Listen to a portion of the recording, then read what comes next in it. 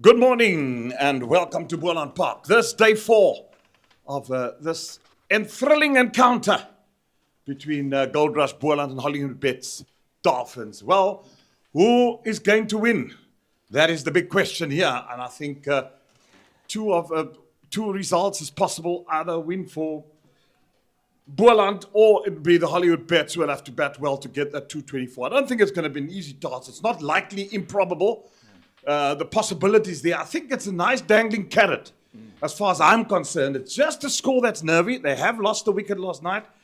And Boland, this was a bit loose. They went at 4.9 runs to the over. That they cannot afford today. If they do that, well, we could be finished just after lunch today if they're going to continue on that merry way. With me is the Fox, James King. Good morning to you, James. Lots to play for.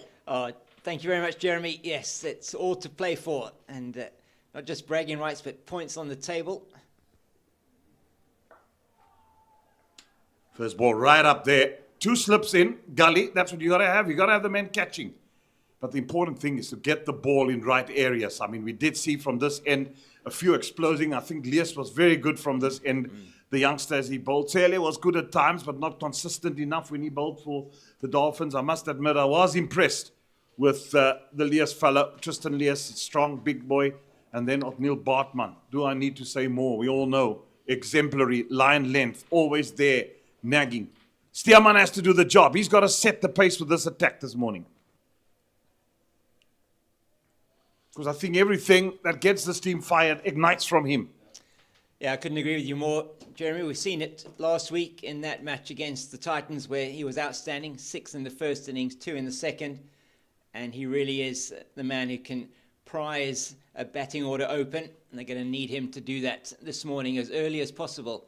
Just 10 overs with this ball, so it's still relatively new, and they've got to make inroads early on. Yeah, inroads indeed they'll have to make if they're going to have any say in this game. But I mean, lots to play for, lots to concentrate. Well, we do have it that Mark Ackerman would not be batting. The new rule as prescribed to these that you have to name 5 replacements. You can have a like-for-like replacement. It's been an internal injury that happened to Mark Ackerman. There's a difference between an external and an internal injury. So external is when you get hit on the bat and you can immediately, well, that's outer. External means outer injuries.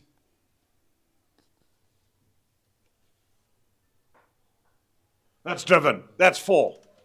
Intent is clear. 2-4. Got the treatment. That's Bosch. That's a glorious shot from Ethan Bosch, first up to get them underway, and that's the 50 up as well. As he just straight bat. That's a glorious shot.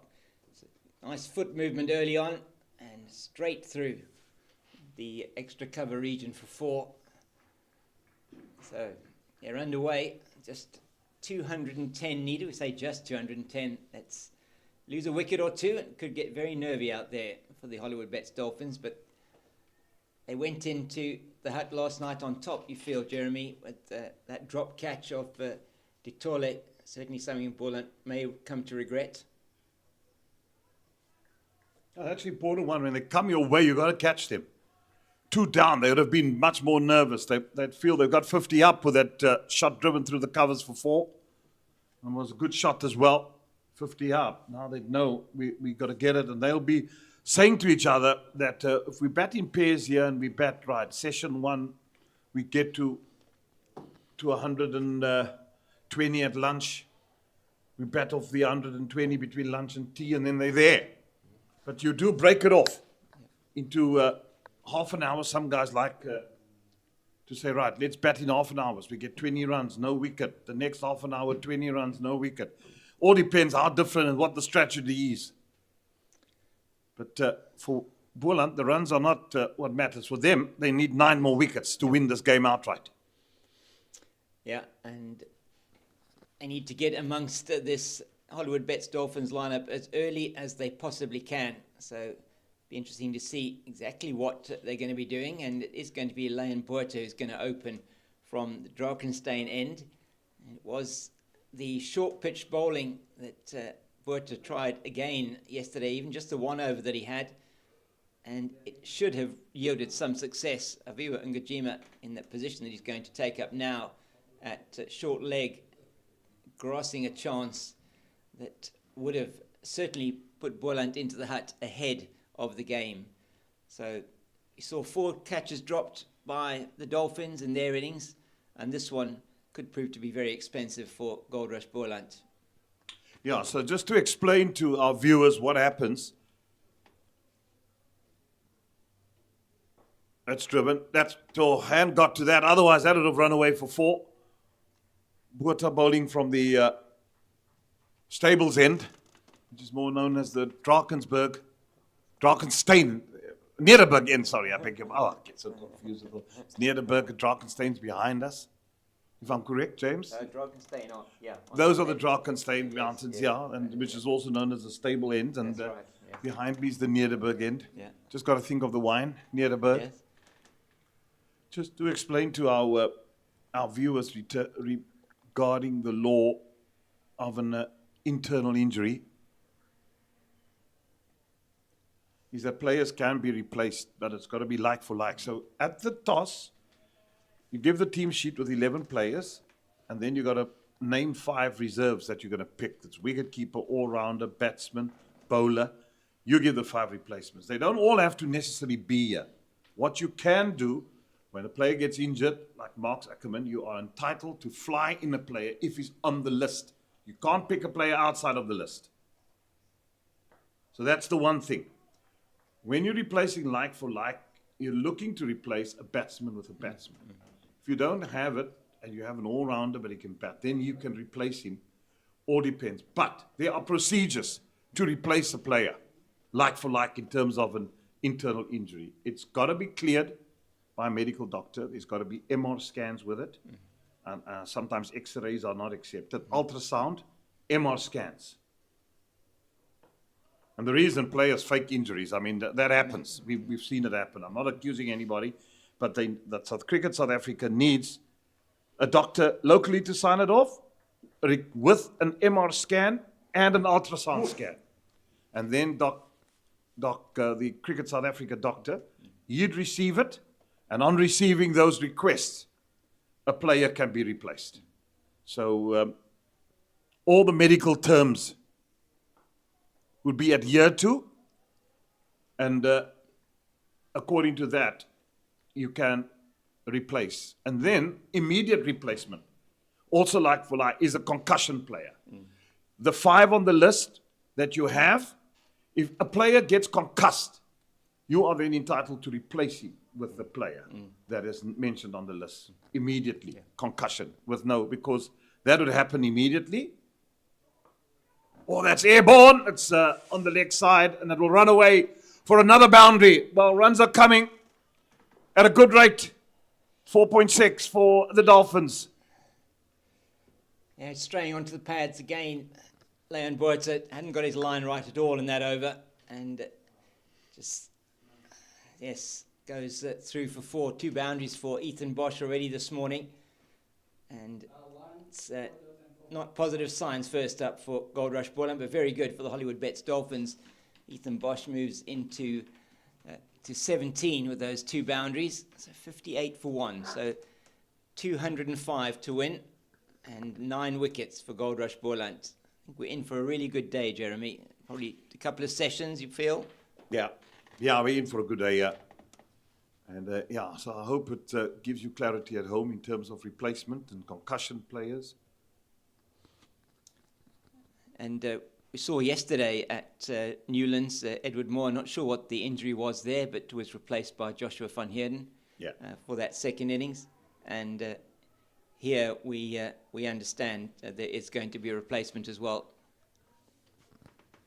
Yeah, and I'm sure either external or internal, or depends what happened. I don't know what type of injury he picked up. So, replacement happened. Here we're going to see also that Similani replaces Mark Ackerman, because he won't be able to bat in the second innings, already confirmed. Yes, pending that all the necessary administration has been done that is required. Yeah, we do believe he was taken through and did get the necessary scans done yesterday evening. He was off the field here from lunchtime. Just pulled up, I believe it's something to do, a leg injury of some kind.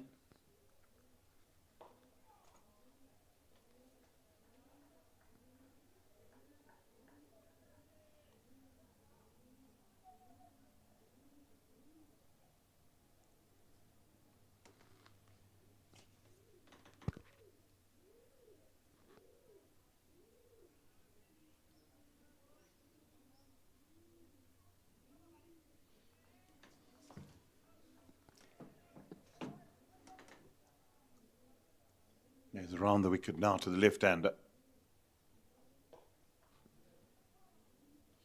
I know it's important. Steeman has to break through. They've got to get wickets in this first hour. Otherwise, it's a very good batting lineup. This Bosch is in high up. Last night came in as the night watchman. But no slouch with the bat. He can hold a bat. And Ditoli, he got a couple of runs in the first innings. He was out for 160, not a couple. He got a big 100, nice 100 there of 172 balls. So it just shows that they'll be looking to bat around him. Just a little bit of extra bounce on that one. Was a bit wide. Threw his hands at it and goes through to Fortuin. So that may be a little bit of encouragement for the bowler. But do you feel, Jeremy, that Steerman here in the first half an hour is the key? If he doesn't break through, I mean, we might be seeing Goldrush Boland heads dropping here because he is the talisman bowler for them. Well, the tactic could be Steeman strikes up front because the other bowler that poses a threat is Van Berg. Yeah. So those are the two that's going to have to do the bulk of the bowling here and ensure that they get the wickets. So the others, I mean, they're really just holding bowlers. You don't get if you get in on a good wicket like this, you don't feel threatened by Botha or Mnyaka. They got to say, right, we got to do the strangling job here so that we give support to Van Berg and to Steeman. Yeah. Because those are your two mainstays. That's how I see it. I couldn't agree with you more. And that's why yesterday evening, as that one is called wide by umpire Sipolele Gaza, too high over the head of Ditoli. So yesterday evening, 10 overs they had to bowl. We saw Conor Mnyaka bowled 3 from the stables end, was Steerman to bowl 4 from this end. But we just felt that, as you were saying, Van Berg so important with the hard new ball, bounce, on offer.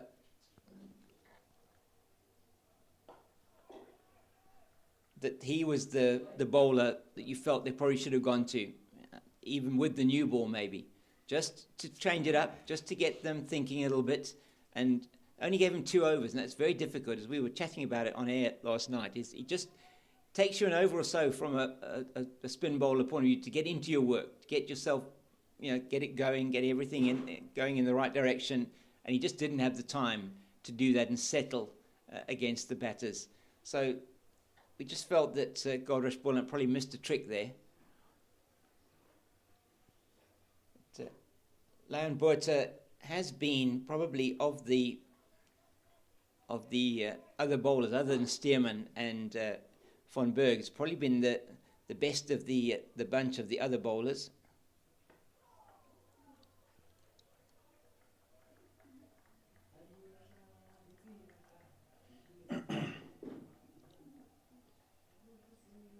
Yeah, it's important that they also come to the party, play their part. So they're going to ensure that wickets fall, and they get wickets. I mean, the experience of Kamani and Adams not showing in this match so far. Off the back foot, 1.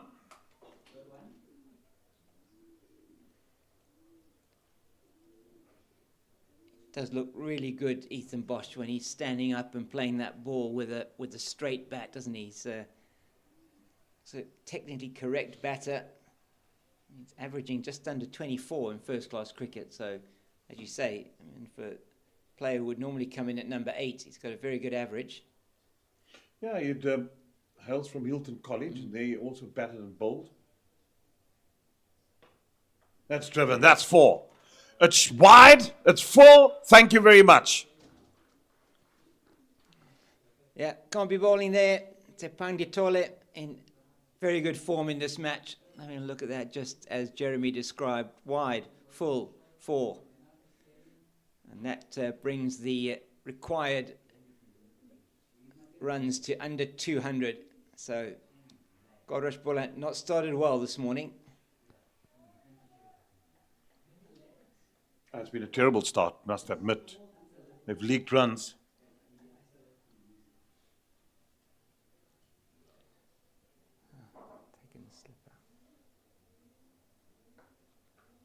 Driven again. This time they turned for 2. The man would come around from the point boundary. Well, the one before, he pushed between extra cover and mid-off. So the fielder had no chance at point. This one he pushed between the covers, went a bit more squarer. So the fielder was able to cut it off. Oh, this is short. And just bounced short of the fielder as well. Yeah, I thought they were in for something maybe there. One bounced straight in front of Gavin Kaplan. He actually did well to get behind that and stop it going past him for 4. But once again, that was the surprise delivery. Maybe the short surprise delivery from Boerter. But they get through for the single. So 7 off the over so far.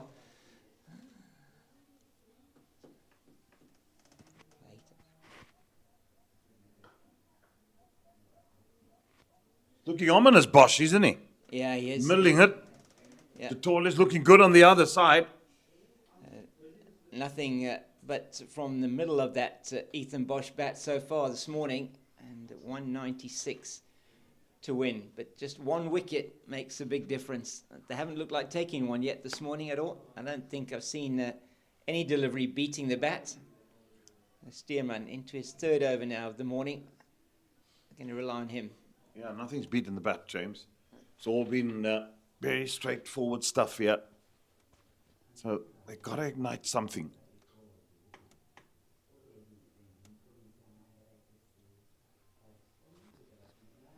And Jeremy, we had a look at the pitch this morning. It's still looking like a good pitch out there. Nothing, no breaking up on the surface. It's still a bit of grass on it.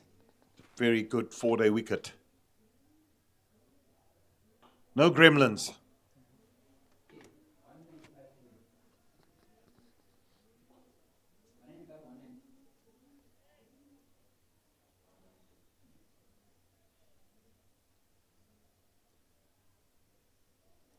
We did see last week in that second innings of the Titans, which was mostly on a very similar sort of wicket that we had last week. 301 in that second innings that they scored on the last couple of days. So advantage Dolphins at the moment, definitely.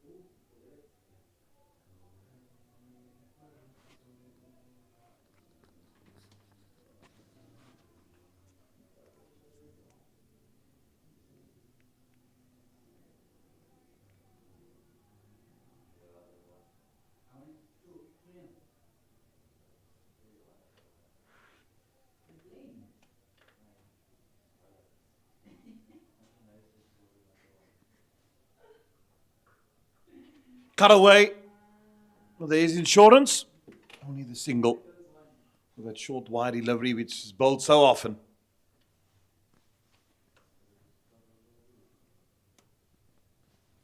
Nice cool day. Not much rain last night, is it? No, it was just as A spit and a drizzle. I was going to say, yes, I was going to say that Graham Hart, the weather forecaster, I don't know if you remember him from SABC. Very much. Yes, a spit in a spot. A spit in a spot, yeah. That's pretty much what it was, just enough to make the car dirty. Yeah. But overhead conditions, you would feel if there was any kind of swing on offer, they would get that this morning. We haven't seen anything really, though, that's deviated from the straight as yet.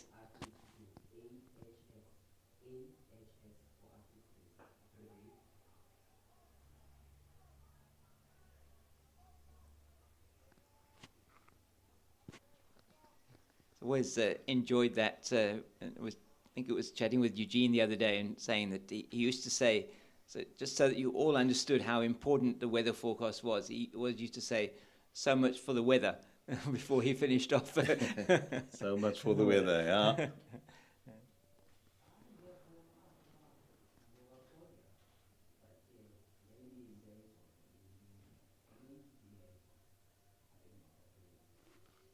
End of the over. 68 for 1. There's one a bit better from Stearman, just a single off that over. They need to string a number of these together, and just haven't seen that from them so far. Botha, no doubt, will continue. How long is it going to be before we do see Von Berg? You feel he has a big role to play in this match and the outcome of it. Absolutely. He did last week.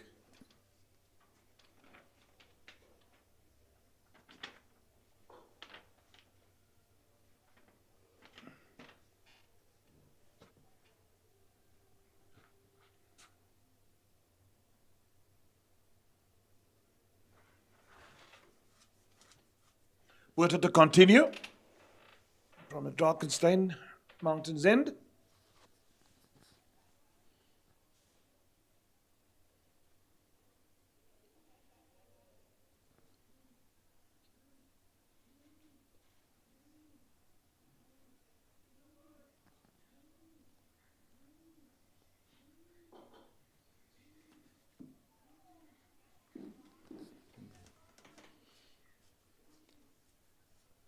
That's better from Ditole because he has been very tempted to take on the hook shot of Botha. Nearly was his demise last night.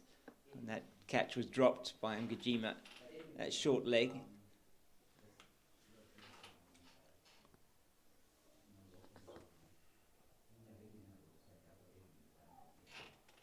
That's down to fine leg for 1.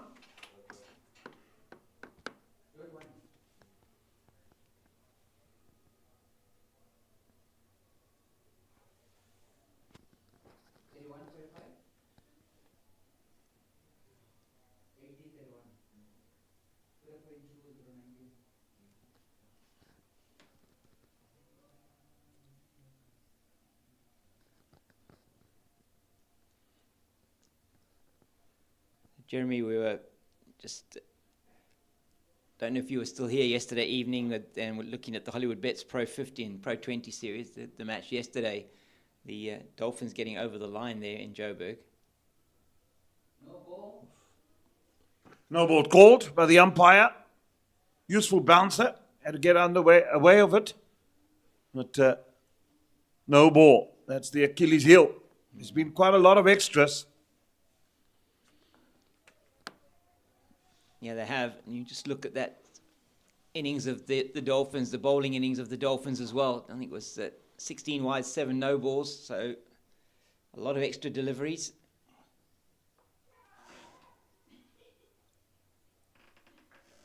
Just avoiding the fielder at short leg. It was in the air bit, but he had no chance getting there. So there was the Hollywoodbets Dolphins ladies that got over the line there by 12 runs yesterday in Johannesburg against the DP World Lions. And today they're playing the Hollywoodbets Pro 20. Massive. Yeah. It's a massive win, that. It is. Because it really is a star-studded Lions team. Yes. Shabnam Ishmael, amongst others, in that side. They do have a very good lineup, the DP World Lions. And today the Dolphins are in at bat there in the Hollywoodbets Pro Tour, but they're in trouble there early on, 21 for 4 after 6 overs. So they've lost their entire top order, pretty much Candler, de Klerk, Khan and Kawu.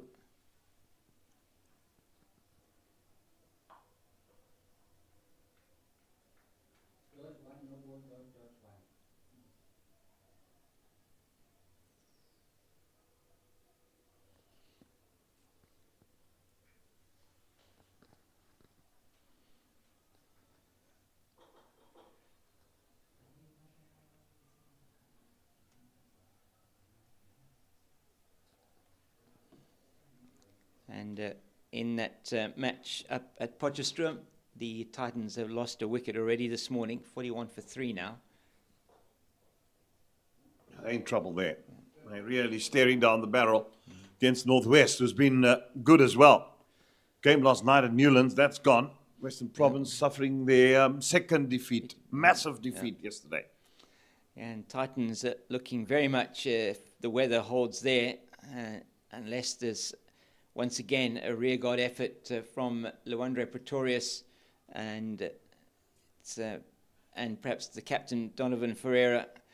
They really are in trouble there. That's Peterson and Pretorius at the crease, both of them on 5. So big job for them to do today there in Potchefstroom. Northwest looking like they are heading to the top of the table.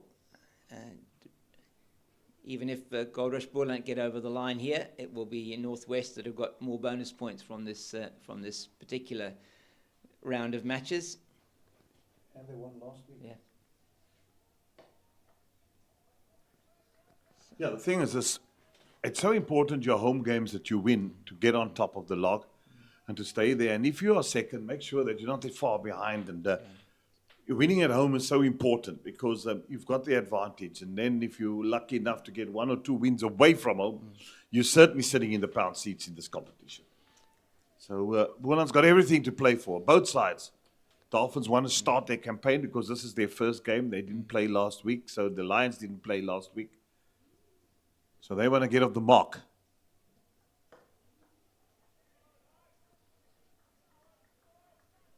And coming from Durban to try and win away would certainly bolster their opportunities because it's not a bad-looking side at all, this Dolphins team. Yeah, the balance of youth and experience in this team is really good. They've got a ton of experience there, but they've got these really exciting youngsters coming through. And while some of them maybe were on SAA duty, they've got depth as well. Yeah, the other worrying thing that Boland has, I mean, they've got some fantastic batsmen in Milan, Kaplan, Rulofsson. But then, Aviva Makajima can do a job at 4, Clyde can do a job at 5, but if that batting order fails, they've got no backup at the moment. And then also in the bowling department, I think that's where the Achilles heel is. You need someone with real pace as well. And Steelman's done a job from Bird, very good. We all know what he's about, and that's how they build their attack. And a fit Mahima, if he's recovered from injury, will do a job for them in the spinning department. Yeah, that's the type of wickets you'll get at Paarl. But other than that, their seamers haven't set the world on light. Nyaka had a good performance last week, but it's too inconsistent. You need consistency. Leon Botha, I'm not sure whether the first innings, the short ball tactic had worked. So, he's also a young player in the making.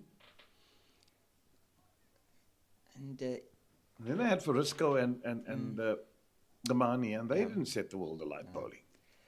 No, very disappointing from them in that first innings.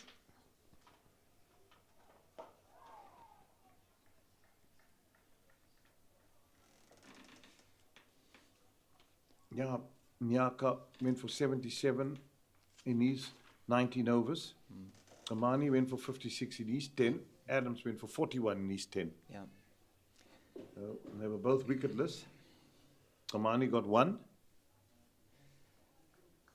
But it's Steerman who bagged 4 for 46 in his 18. And Van Berg 2 for 69. So it just shows you that they're the mainstay here for Boland. And how they build their successes around. And the Dolphins know that. The Dolphins know they see off Steerman. They're going to have the change bowlers operating at them from the one end. You do feel that surely it's just a matter of time before Boland bring on Sean van Berg. The harder the ball is, we've had 7 overs this morning, 17 with the new ball, and potentially the more bounce that the leg spinner is going to get. And if there is anything in the wicket in terms of turn, he's going to be the one that's going to exploit it. And you have to say it's not a typical Boland Park wicket. I mean, even last week, it's not a typical wicket. It's a very good wicket for 4-day cricket.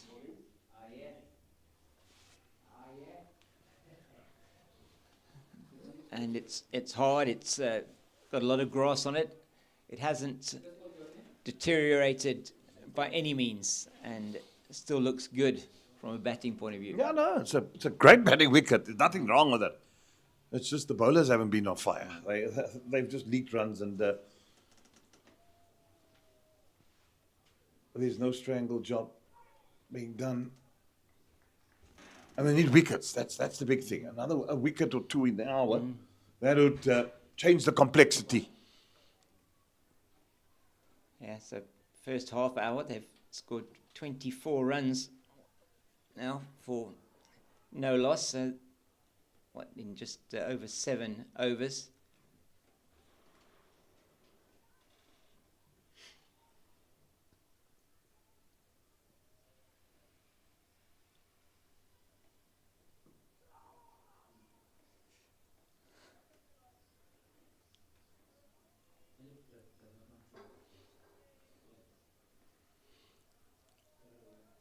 You just wonder here if Leon Boert, I mean, that one was probably a little bit fuller. And Tepandi Toli must be expecting the short ball here. I mean, he's got the field set. 6-3, leg side offside.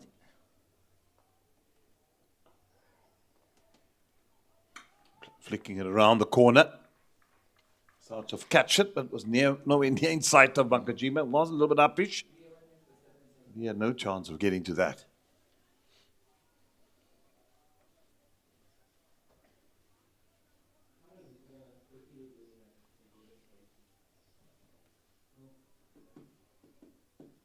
Just wonder how long they're going to persist with this from Leon Boerter. It's into his 4th over now of the morning.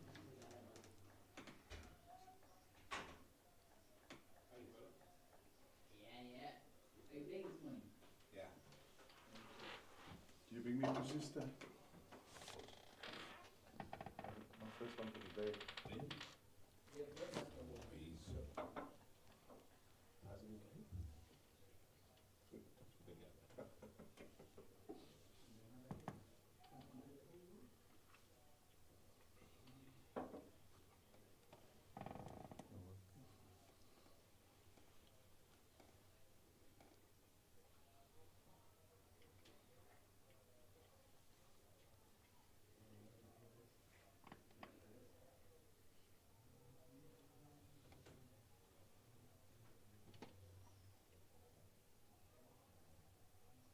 End of the over, end of the 18th, 74 for 1.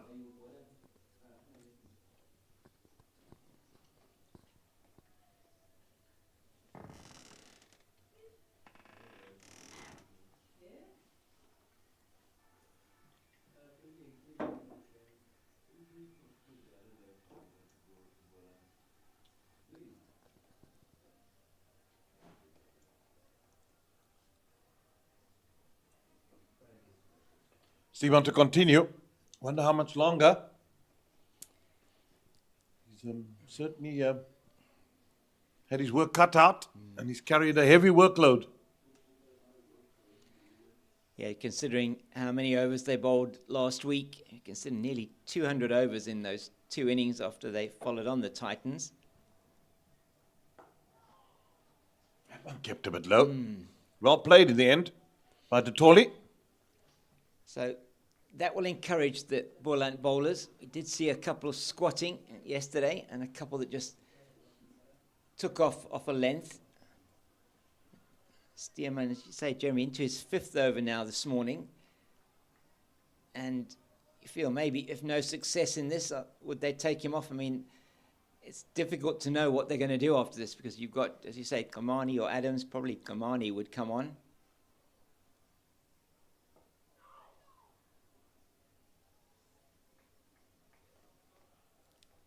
He's looked threatening without success. Yeah, he has that He's one. the only bowler to me that looks threatening. Yeah. That's the concern. Yeah. Yeah, big concern. You were talking about it earlier on. For me, that is the concern for Boland when they go up country as well, play on the harder wickets there, and you need to make sure that your backup bowlers are on the money at the moment. Just Glenton Stearman is leading this attack, carrying it on his shoulders.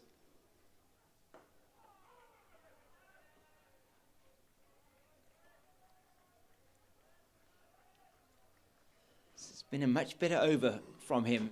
Ditole in this over, a couple of deliveries that he's not looked as comfortable with.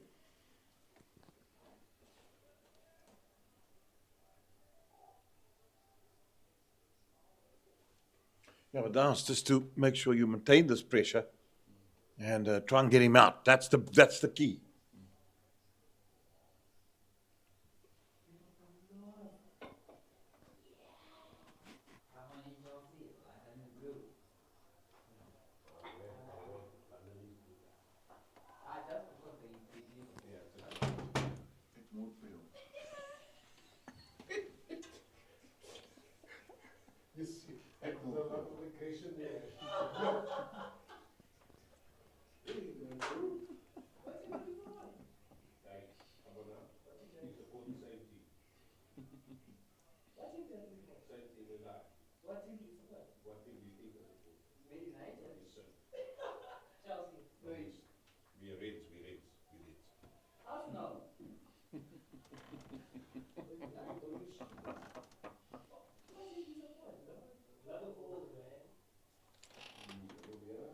Get one.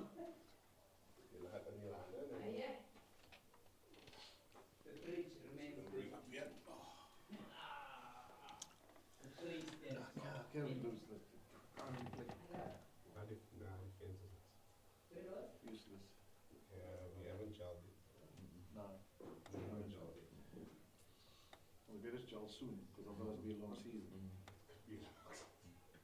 3 losses on the bounce. You have taken your phone has been inundated. I haven't answered it. That's in there. It's gone all the way. But with all due respect, if you're going to have a bowler bowling short and a man out there, he's got to be on the fence. Yes. He's going to run into the ball. Yeah. The minute the guy is halfway, you've got no chance. No, and that one, we're not quite sure how far it went over the boundary, but that does bring up the 50 partnership between Bosch and Ditole. And very good partnership for them. 55 off just 87 deliveries with 8 fours and now the 1-6. And is going to be Eugene Molian joining me for the first time this morning as the Rhino will be taking his leave. And as Eugene comes in, so does Sean von Berg. Yeah, 2 Liverpool supporters, yeah. Not a good day. No. And Bandile better watch out if he's going to give me chips supporting Chelsea. Well, Bandile is from the red side of North London.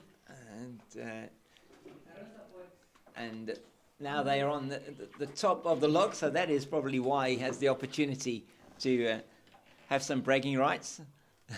Good morning, James. Good morning, Jeremy. Good morning, Eugene. Just to rectify both of you, he does not support any English Premiership side. He just loves seeing any team get beat, and then he supports whoever beat them. He's a pirate for life.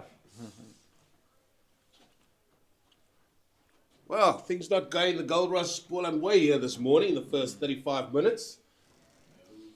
No, not at all. It's been Dolphins all the way.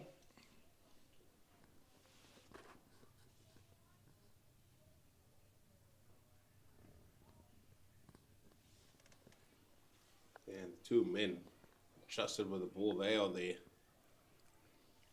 The men you would look to and turn to. Van Berg, Steelman. But the tall is going about his work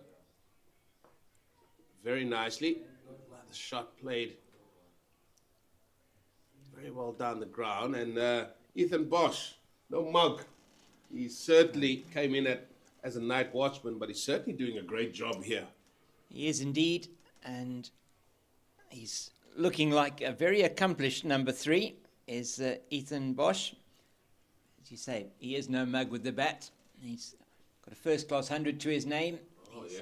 And everything has come off the middle of the bat so far from him this morning. That one now that he played in the previous over that he hooked over Omani for 6. Probably only was a semi-foul shot. He hit it so hard that the top edge just flew over the boundary. But he's looked very good. And the Dolphins got 33 runs without loss this morning in 9 overs. You just feel, though, that Van Berg, it's either Van Berg or Steerman for Goldrush Boland. Backup bowlers haven't been on the money. Yeah, we always thought that would be the case. Oh, that is powerfully hit. It was a full toss. There's some protection there. Just be one. Yeah, and when I say that, just with their records alone and their inconsistency, there's always going to be a struggle that they have to be on their game at times, and sometimes it is your day.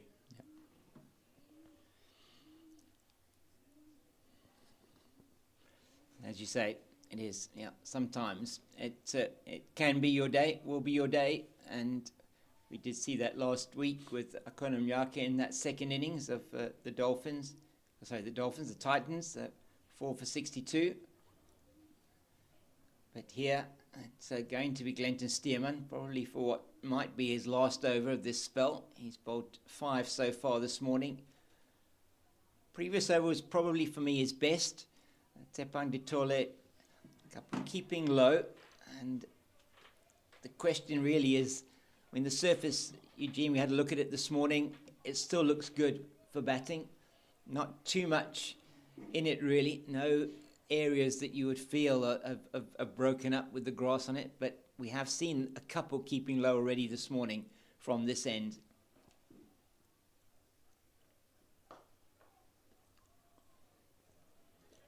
Yeah, and that's what you can expect on a day 4 pitch where the sun has been baking on it. It's a lot cooler today. Lots more clouds in the sky. We had a overnight rain. Some areas have been quite heavy, but great work here by the ground staff, Rupert Bailey and his crew, keeping this ground and pitch pristine. It's looking probably the best I've seen it for for some time. Early season, looking absolutely brilliant.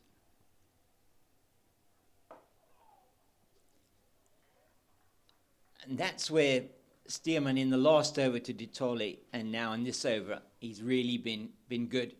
He's trying to get that into that area where the ball is keeping low or spitting up. It's this something in there for the bowler. If you can pitch it in the right areas, it's just on a fullish length. That's the danger for him. Margin of error for him is so small. Also, that runs to play with 179 is also getting smaller. Well, that's one that Clive Fontaine did not want. No. He knows it's going to be on the second bounce, and not sure how that bounce is going to be. Absolutely died in front of him. So, Eugene, we had quite an extensive chat this morning with Justin Ontong and also with Clyde Reeves-Fontaine. Some of that was around the substitute for Marcus Ackerman. We'll talk a bit about that now. But also around what Justin felt this morning on the opportunities. And he did feel, as we did, that they didn't bowl well last night. They leaked far too many runs and just no consistency in what they did. It was, in his words, it was a bit frantic, he said. And that certainly was what we also felt. There wasn't they didn't bowl to their plans particularly well. The concerning thing you say there is there was frantic in the first innings batting and there's frantic in the fourth innings bowling.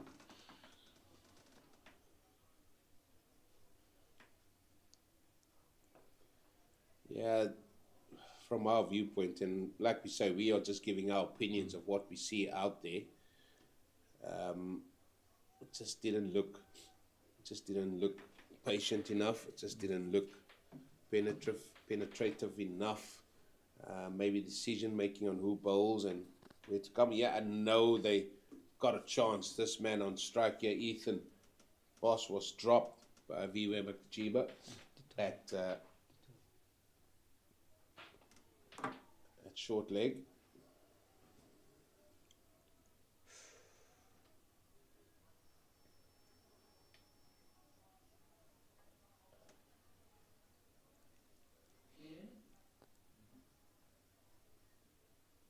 So, yeah, it's a lot for the coaching staff to think about from both sides, in fact.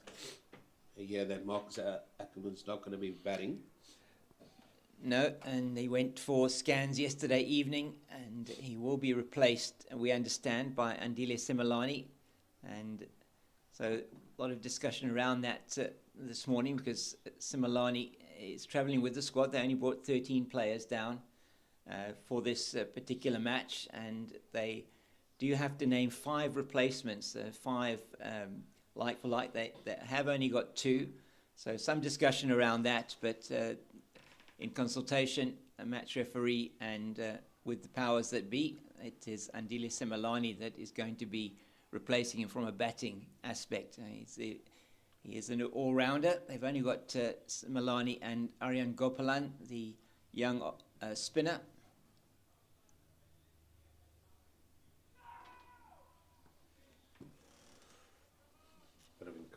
Bit of encouragement. They need something. They need a wicket. So we've just seen a little bit of control being exerted over the last couple of overs here.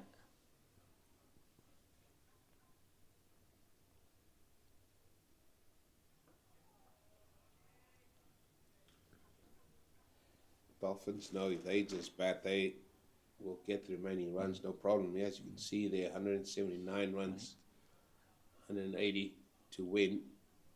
179 will make it a tie.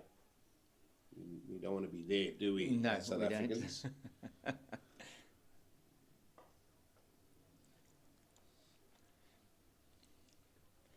But this is a fascinating contest, because how do the Dolphins deal here with Sean van Berg? If they try and take him on, I mean, from a risk point of view,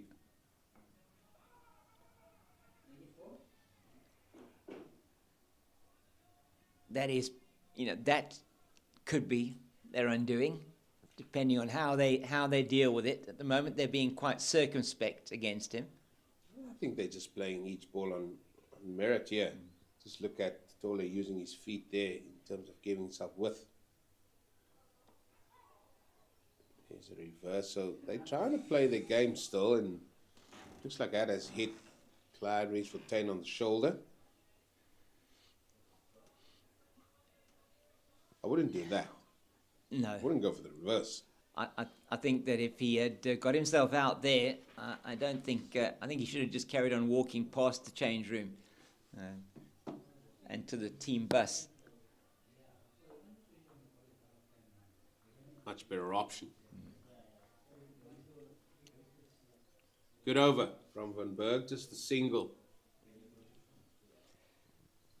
This partnership grows to 58. Are we going to see one more from... no, we're not going to see one more from Glenn Stearman. It's going to be Aya Kamani who's going to be coming on. Yeah, isn't it good, that two men in picture there? That was Keith Dudgeon. He's definitely nearing probably getting on the park with his, he had a knee injury, and then Ethan Cunningham, another man that represented South Africa in the 19s, also working with him. There's the trio, Kamane, Vima Kajima, and the captain, just getting final thoughts on the field. Stearman just going off the field for a short while. Looked like he was holding his shoulder a little bit earlier on in that over. And it's a Blade Capel that's come on to the field. As you say, it looks like Keith Dudgeon not far away from being back and fit. And you feel he's the... Leon, he'll probably be a replacement for Leon Botha in the lineup. I would like to see that man that's on the field as well. Blade Capel, a couple of seasons ago, was the Division 2 Player of the Year, I think it was. Yeah, he was indeed.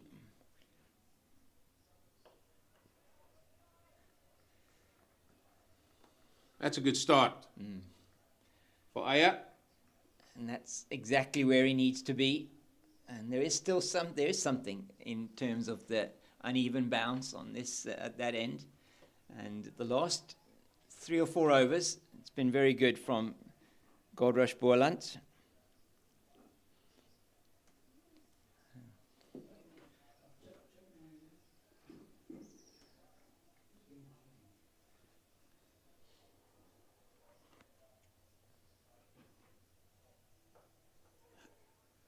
Just a hint to short. That's just a fraction to short. Yeah.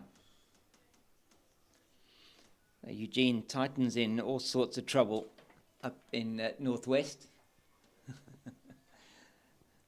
53 for 4. And this morning it's been Makanya and Pretorius that are out. Leandro Pretorius, after 3 successive 50s in the 4-day competition, he's out for 9. And it's now Ferreira and Peterson at the wicket, and they are staring a big defeat in the face there. Oh, well, if it wasn't a no ball, it was going to be a wide. So okay, let's go with that. Let's go with that. First infringement. What a start to the season that would be for the Titans if it's back-to-back losses. Oh yeah, and for the Northwest, how brilliant for them. I mean, 2 big wins at home will put them on top of the log. Even if Boland win this game here, they're going to go to the top with the bonus points they got in their first innings. So some big batting performances and excellent bowling performances.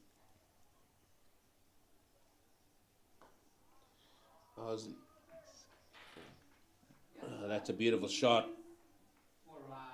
Oh, how's that for a stop? Brilliant. Leon Botha. Just be 2. Just a bit on that Northwest game there, and Craig Alexander spoke so well. I think it was at the end of day 2 or day 3, I can't recall. However, he spoke about, they're in a very good position, and they just got to focus on their processes again. And that, for me, stands out. Just those few words and how their thoughts and minds are gearing towards a new day. And that would be a big scalp. Yeah. They're not a bad side, Northwest. Made some good acquisitions again. And as you said, back-to-back wins. Just like Titans could go back-to-back losses. We've seen Western Province lose back-to-back now. Lots for them to think about. Yeah. Province then will be off this week, and then they'll be back playing next Tuesday, week on Tuesday. That's right. At home once again, in the second of the 4 home games they have this season.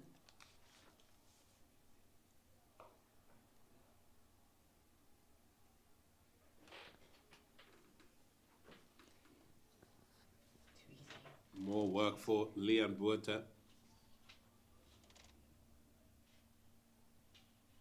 This partnership is just forever growing.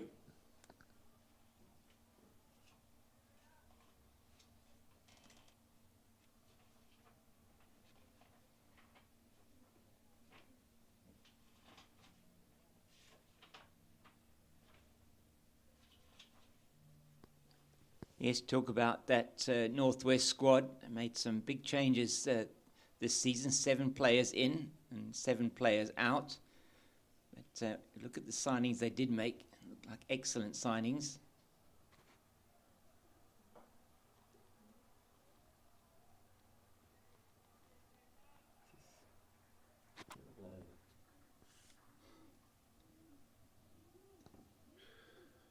Fox is a little bit perplexed this morning, ladies and gentlemen, as over number 23 comes to an end. 91 for the loss of just that one. Partnership 65. Totole 39, Ethan Bosch 28.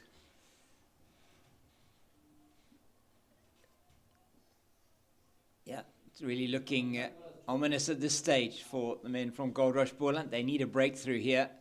It's been very good this morning. 42 runs so far, and another over there that went for 7. Was not what Goldrush Boland needed at all. But just getting back to these to the Northwest team there, Eugene, and some good, as I said, some good signings. Dean Forrester coming in from the Knights. Jade de Klerk, the slow left armour, top wicket taker in Division 2 last season with Border. He's in there. Alfred Matoa's come in from the Warriors. Diego Rozier as well from the Warriors. Anko Nyaku in from Western Province, and he's had a good game in this match against the Titans as well.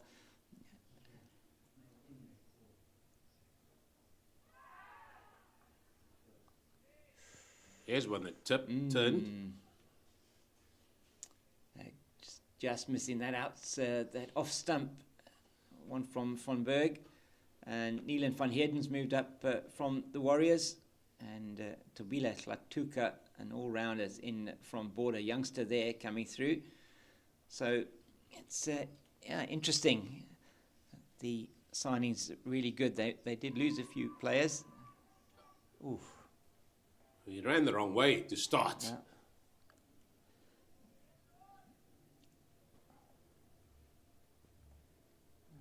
Yeah, had he come in immediately, may have been a chance. Was in the air for quite some time from Ethan Bosch.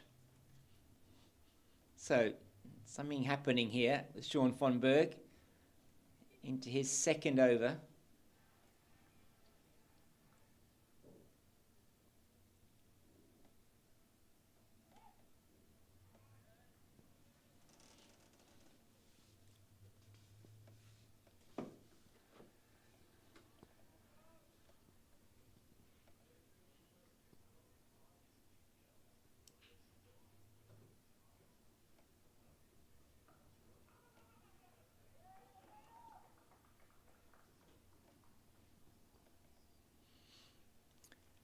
Yeah, so Northwest, as you say, looking like they're going to be heading to the top of the standings.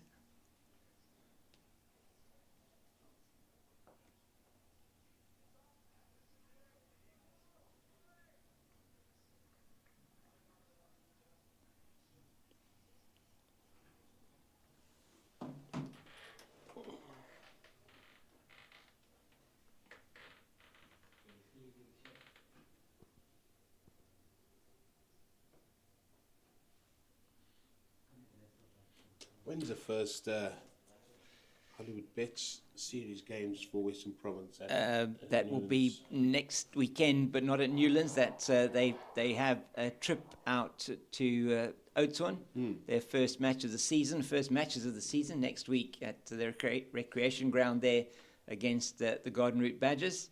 And then their first match is at home, or I think 2 weeks after that.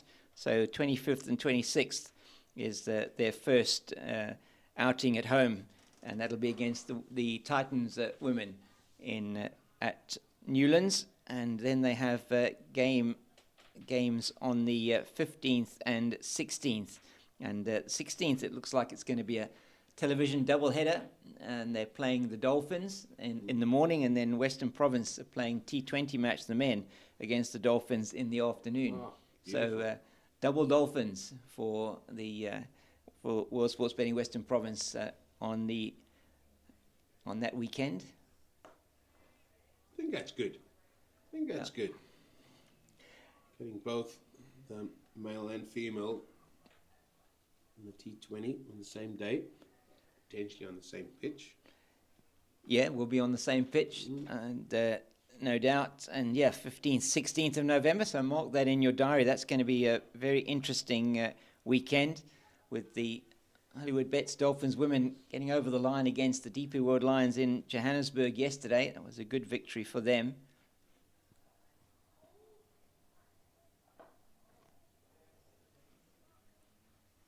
Yeah, you said about control not so long ago. See, the rate has gone under 4 for potentially the first time in such a long time in this second innings. But, and in that Hollywoodbets Dolphins Pro 20 match today at the DP World Wanderers, the Hollywoodbets Dolphins ladies are batting first, and they're in all sorts of trouble, though. 55 for 5 after 15 overs.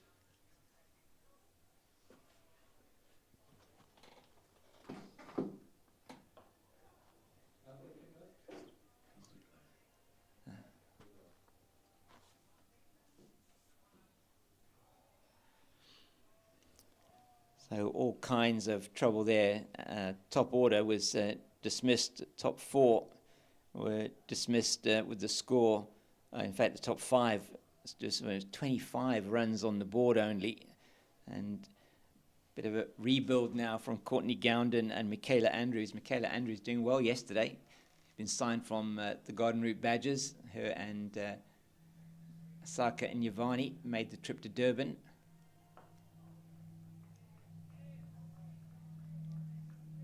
It's a better over this from Ayakamani.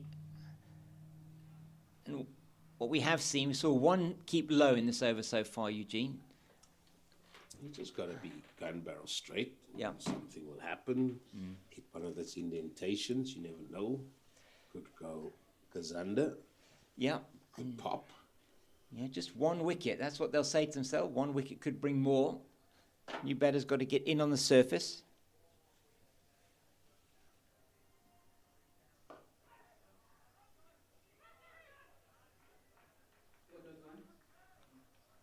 Good work from Frisco Adams at mid-on to prevent that going down to the boundary.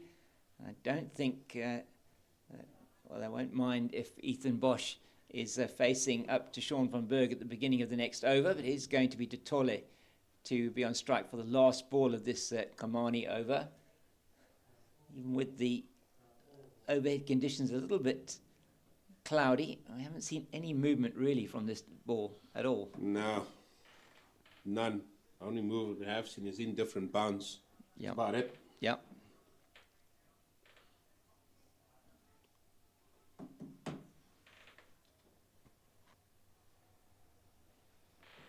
Oh. Yet another no ball, and just trying to get a bit of extra bounce, extra pace there. He's really annoyed with himself, Kamani, and he should be. Cannot afford to give away any runs. 169 is needed now by the Hollywoodbets Dolphins, and they are in, we'd have to say, pole position at the moment to win this game. One wicket, though, is all it's going to take.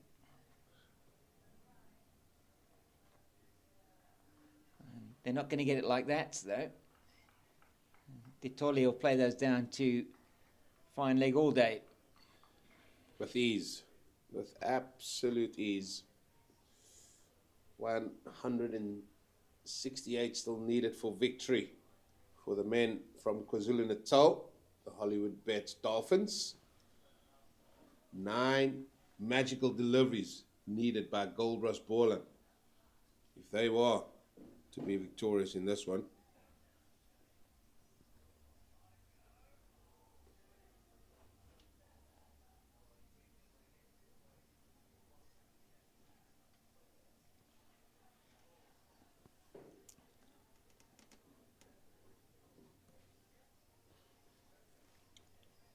That'll be the last over this before the drinks break.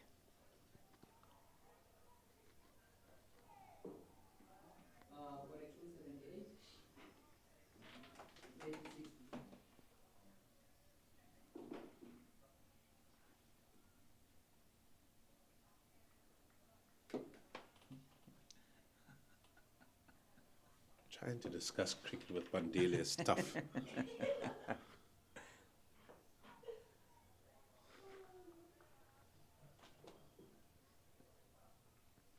What a guy. Yeah, always something going on when you have Bandile as your producer. And he's doing a fantastic job for us again this week.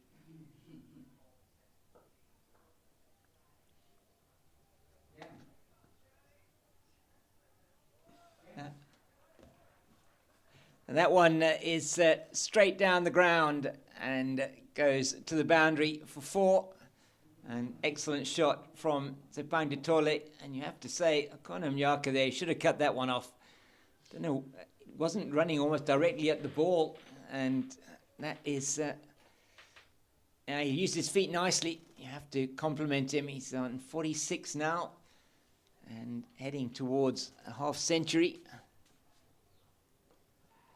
He's batted marvellously well. He's done a magnificent job here for the Dolphins.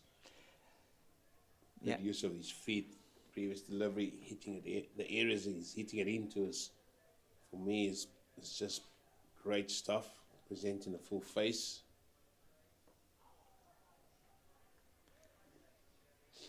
And got that 116 in the first innings. And he's looking good here to go to his 14th first class 50.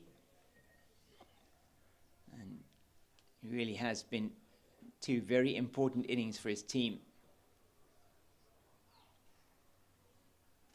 Well, that signal is going to bring up the team 100. And it looks like that will take us as well to drinks, where Hollywoodbet Dolphins are in a very, very strong position. And themselves 100 for 1 after 26 overs, still needing a further 100. 100 and is that 63 to win. Drinks time. Join us in a few moments where we'll resume our commentary of this game.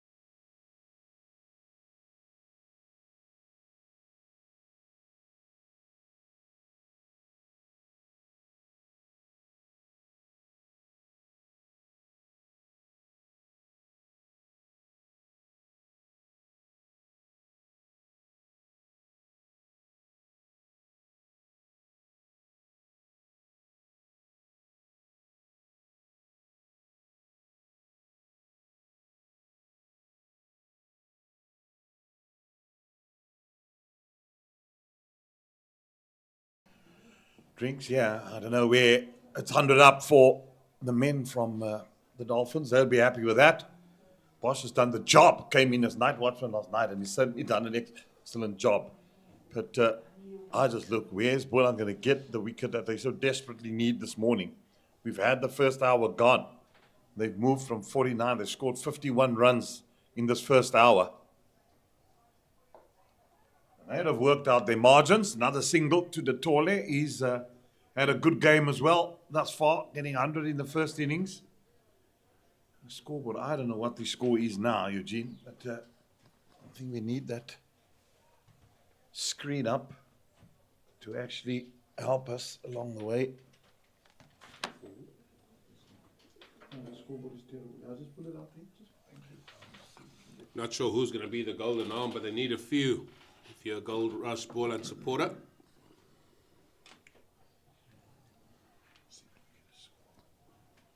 Oh God, this thing is only at 36%. Somehow need scoreboard.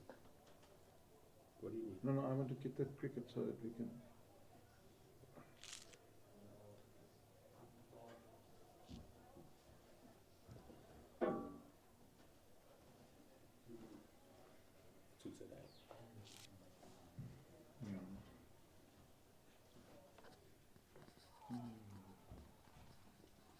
Getting down the leg side.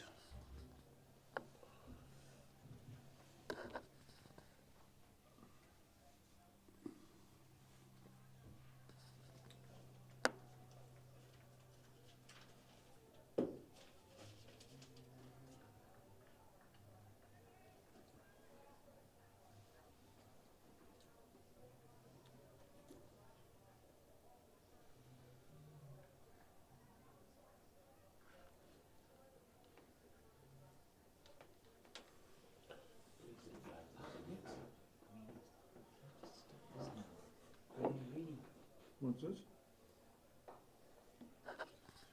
Another easy single on the onside. There's a lot of gaps on that side, and if you are going to try and go for the stumps and you don't get it right, it's just an easy tug onto that onside for one.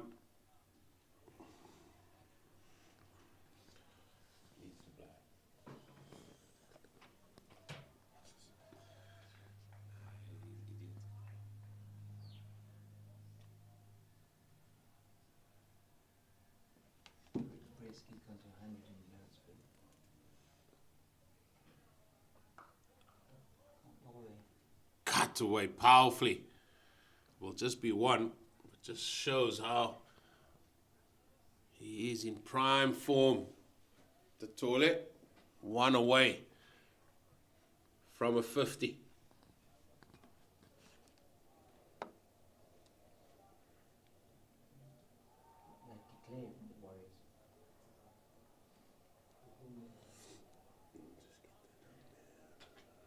Get this match because the scoreboard is totally out of.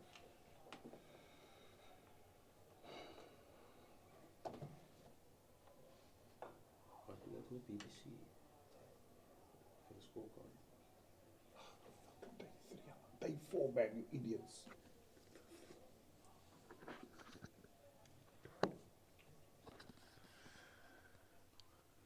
Now the over come to an end, 105 for one.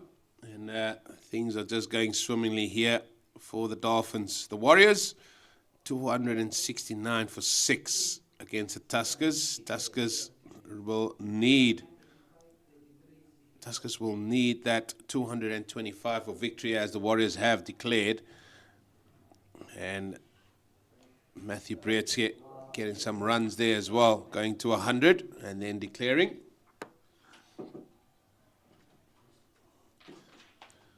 Titans 70 for 5. And that's still a long, long way behind the 8 ball there, one feels.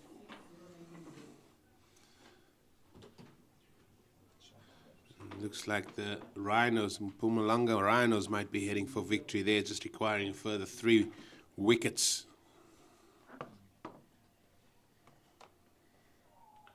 Clipped off the legs yet again. And that takes him to a 50. Yeah, it's been a superb knock, hasn't it?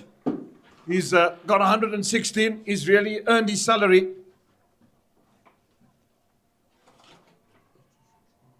Tshepang Ditole, 86 minutes for that 50. He's batted well. And he can feel quite happy with his performance. Now they need 156, still shy of victory.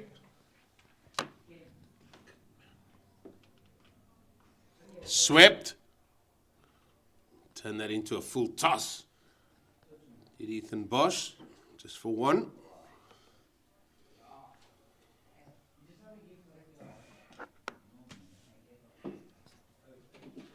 Right, I'm settled now. Sorry, I've just been flustered. We're struggling with the scoreboard out there in scores, and I just needed to make sure that I could get the score, which I wasn't getting.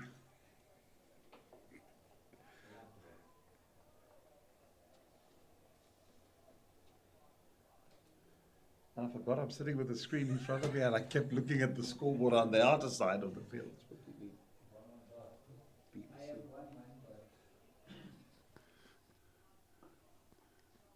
Oh, we can forgive you. We can forgive you. It's tough here. Sometimes the most easiest things are the most complicated. Yeah, especially me in technology. Finding my way, learning my way.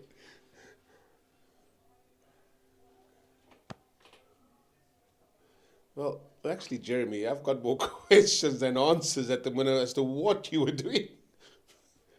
But the screen is right there to your right. And you're sitting here with your Saracens jersey, not even saying, but it's in front of you. And I'm looking through the window.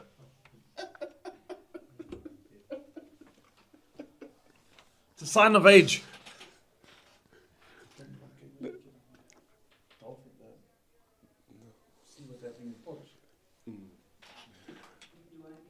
You see, Jeremy, you're at that time where I just let you be. You know, you do what you do. I'll find a time, maybe a space to ask you questions after, and then, lo and behold, even the question I was going to ask couldn't be answered.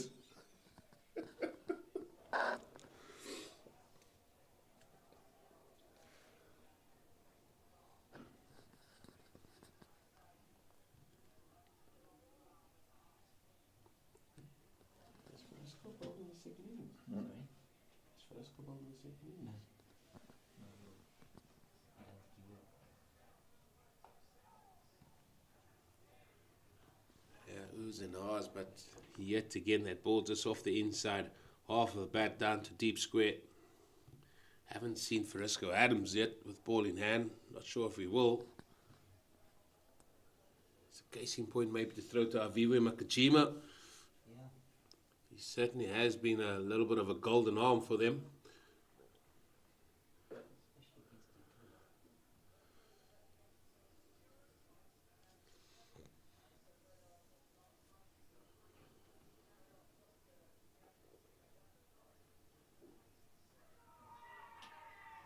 Has he got him?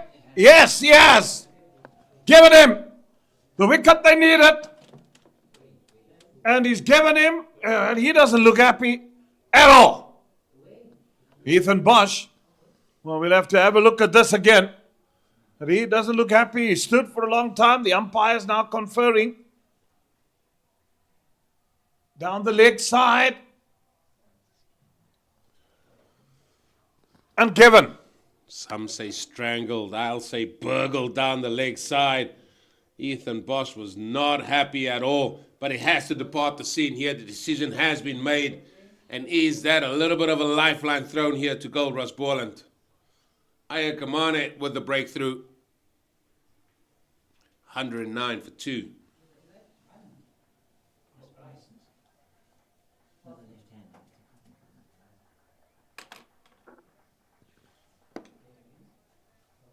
He'll be happy with that wicket. Boland.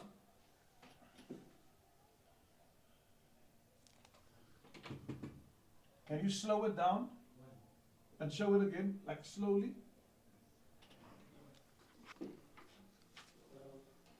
Well, just ask for our directors and technicians if they can give us just slow it down for us. We can have a better look. Jeremy, that is one where you always see bowlers go up for those ones down the leg side. We'll try and go as slow as we can here. And it's close to the bat comes round. Boland, they were jubilant. They were up straight away. And I think we'll watch this probably several times, Jeremy. From our viewpoint, we won't be sure. Yeah, it was close, but only the men in the middle. They've given it. Can you go again and stop it? I think it's bad. If you look at the bat, didn't catch up with it. The only thing is, it would have been helpful if we had another camera at the other side of the ground to actually see the frame by frame. But yeah, the decision has been made. The second wicket's down. Bryce Parsons in now. Kambani tail up. Well, straight away I would say Aya or Aviva Makajima, please warm up. Two lefties.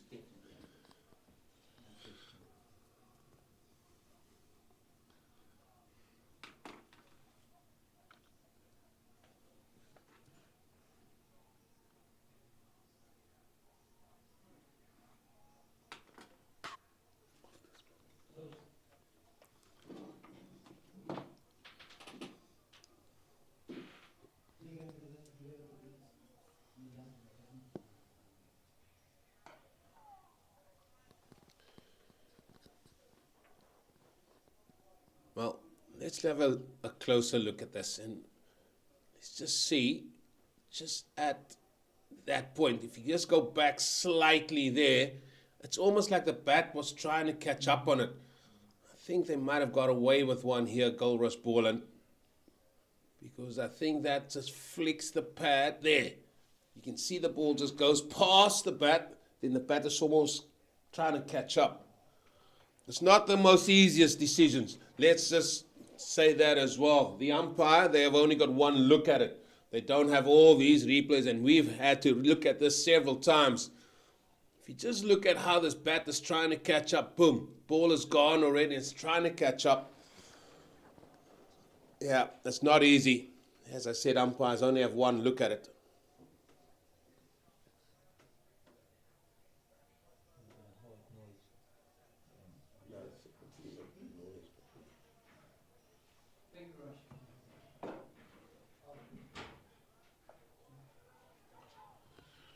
Good work by Aviva Makajima. He's always alert there in the field.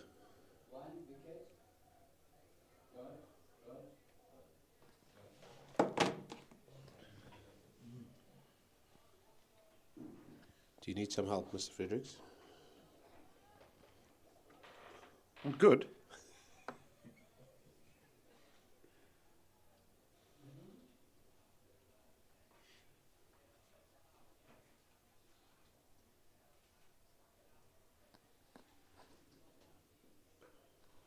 Driven.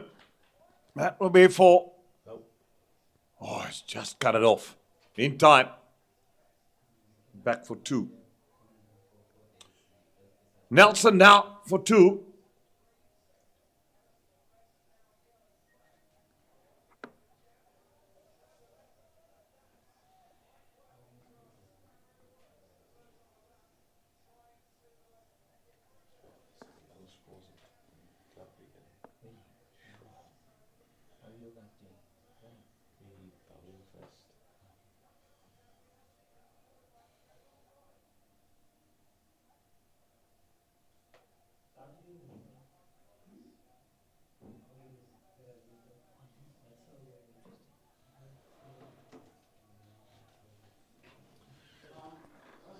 Still continuing.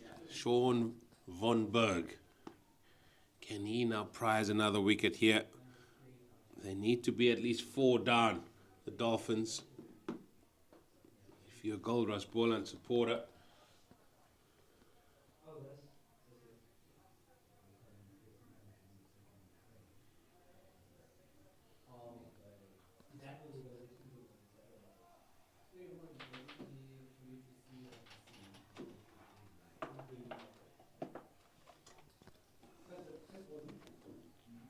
Applause. Ah, standing ovations required, yeah?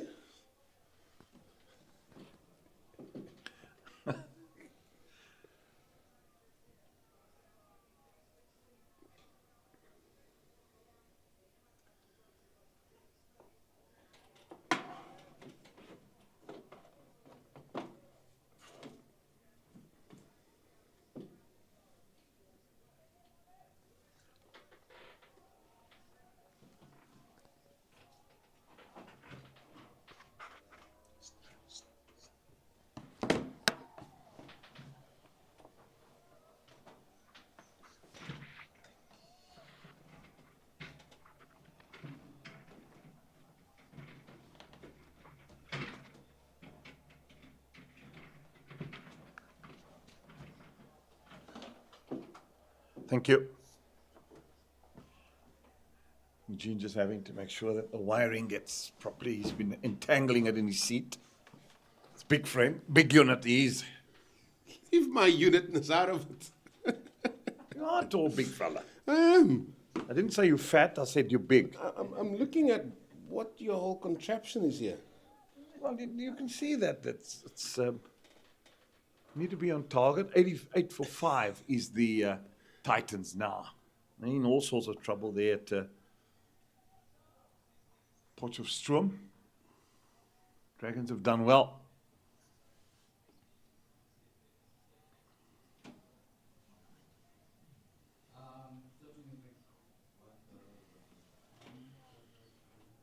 Keegan Peterson there with Khalim Dian Khalim. Work to do it. Yeah, Sean van Berg trying everything. Try and get a wicket. End of the over. It's also the end of the 30th. 115 now for 2.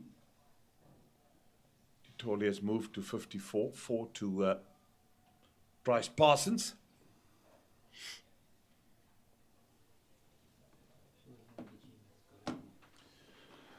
Aya's going to continue after getting a wicket down the leg side.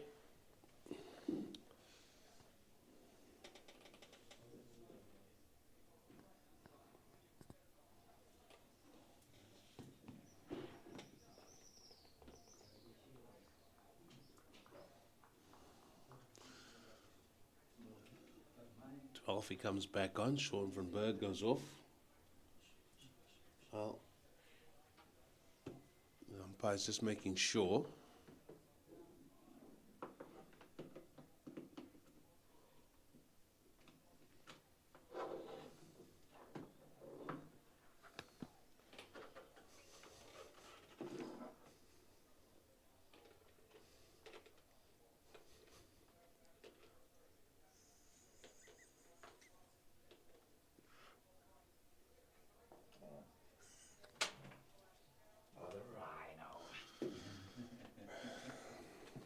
Some strength the Rhino has.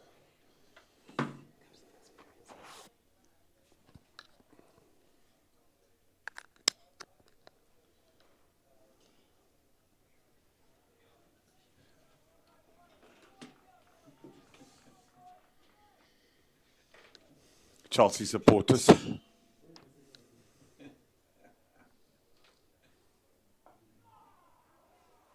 Had a full go this morning. He was, eh? Yeah, he had a wasn't full holding go. back. I had to show him the fist through the window. I think it's Had a full go about Liverpool losing yesterday. I think it's because he's got his portfolio back as being a four-man.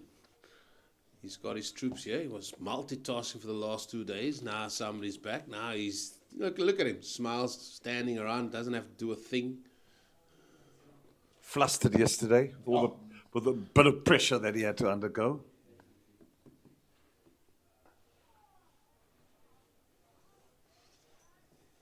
We still love him.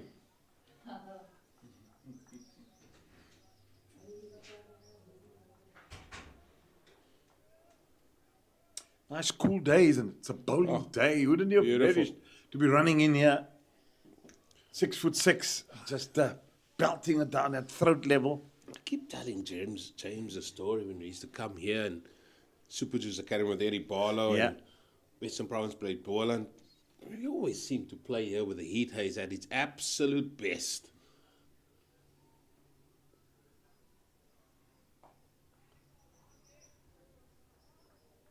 And Bunter would be as red as anything with that big brim hat, shouting the odds.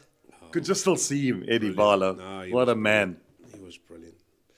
You ever go to the ground there at Eitzig, the small ground on the Yes, wine farm there? yes, That's where Western Province Academy used to play then.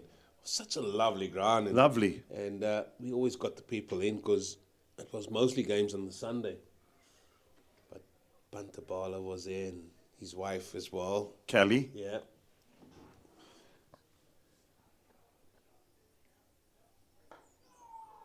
Never tell you. I'm not sure I did tell you this, but as you sit around waiting as a youngster, and I would be doing comms, doing commentary for the game, just amongst our guys, and he always came to me and says, "Oh, you're going to be doing comms one day." Lo and behold, look where I found myself. Yeah. Everything starts from a dream, Eugene. That's what, where it starts. It's so great to end up doing something you love. What it does is, obviously, my playing career has given me that insight as to giving the viewers just a little bit of a insight as to what players might be thinking, or what players might be going through, what sort of plans they might have in place. It certainly helps being an umpire, which I am, qualified. Helps you with the laws of the game. 1974. You weren't born yet, eh? No. That's where my dream started. I was 8 years of age, listening to Charles Fortune and Gerard Vivier, and I always used to imitate them, and I said that I was going to become a broadcaster. And when we'd done matric, and I had written letters to people, didn't know whether you could get in because, I mean, certain things weren't, it was still apartheid years, and certain jobs weren't open to us. But pursued at it, became a teacher, and the lucky break came when I was in Bloemfontein at Free State Cricket. Spoke to Trevor Quirk, and he was the man that helped me the first stint at the SABC. Okay. Yeah. Saw Trevor at our clubhouse a few weeks ago. Yeah, he likes to come there for a lunch at the Claremont Cricket Club. Well, Avive Makajima's in.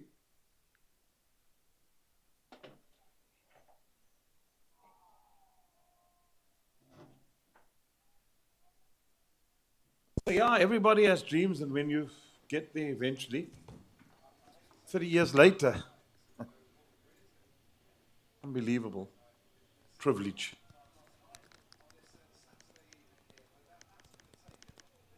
Probably involved in cricket plus administration and development, yeah, about 40 years.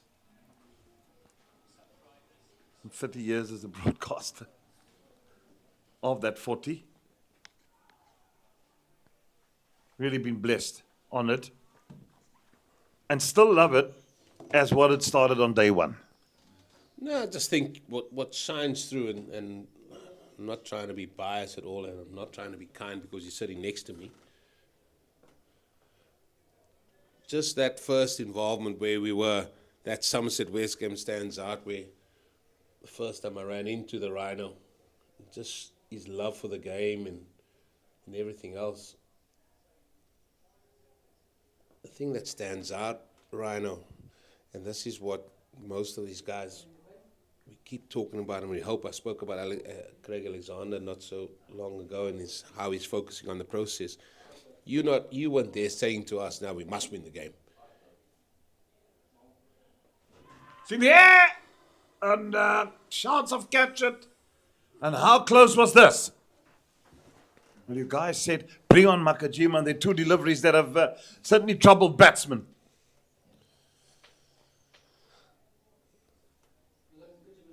Yeah, and you just got us to play the game, understand the game, and with that, the end results will sort itself out, and that stood firm.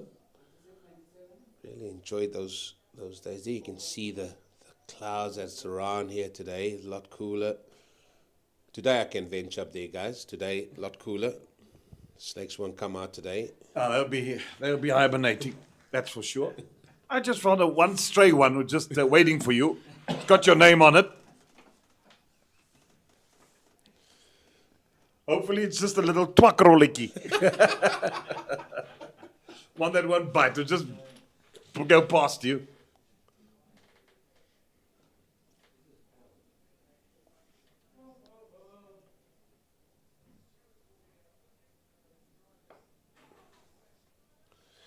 I remember watching the rugby, and there was an old saying, it was Afrikaans though, with Jaco Reiner, when he had the ball running around the line, and you just heard, "Nou hier is spoed." Yeah, There is speed. yeah. That was Gerard Viviers. That was Gerard, yeah. Yeah, and also when Sid Nomus scored that try, he just said he couldn't anymore, and Nomus was down the touchline going to it. He said, "City, City, City!"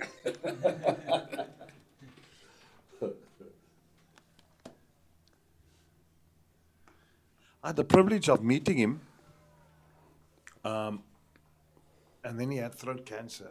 First he was a hero of mine, Gerard of years. I met him at Newlands, actually at the rugby stadium. It was before a match. I used to work there as a schoolboy on the gates and in the stands, and happened to be there one morning, and I saw him there. The officers and I went up and told him how much I admired him. And lo and behold, you won't believe it, Eugene, I got inducted. Oh, that was something else, into the Sports Hall of Fame. And he also got honored. His wife actually came to fetch the medal on his behalf. It was an evening where I was blown away. I couldn't believe it. And I said to my mother, if there's one person I'm taking with me to this function, it is Bert Eriksson, which I did. He went with me, and it was one heck of a moment for me to receive that plaque and being inducted into the Sports Hall of Fame for commentary, and then having Uncle Bert there for the evening with me. I still get goosebumps. Still want to cry when I think of it. Yeah, Bertie, rest in peace. What a man, Bert Eriksson. Covered a lot of miles getting everybody to the ground. Yeah. Field Crescent. Yeah, he was really a mentor to many. That's just an absolute pie. Lucky to get away with it. One. Was he not Mr. Eriksson, the Afrikaans commentator, was he the same one that loved when Danny Gerber got the ball and sort of jinked and weaved his way through? No, there was another commentator, I can't remember who it was, and always loved when Danny Gerber got the ball for Western Province and jinked his way through. Yeah, there were a few. I mean, I grew up in the Gerard Verveer era, and I remember he also passed on. It's a guy, Pierre Marais, who was an Afrikaans, very good voice, SABC. Well, we can't forget our good friend in Bloemfontein, Christo Olafie, magnificent broadcaster too. Talk Afrikaans. I mean, there were some legends, and then the English used to listen to Martin Locke, Kim Shippey, Chick Henderson. But the one that stands up for me, and Vernon does the most perfect impersonation of Hugh Bladen. Absolutely. Friday night again, after a few minutes, he said, absolutely unbelievable. Typical Uncle Huey.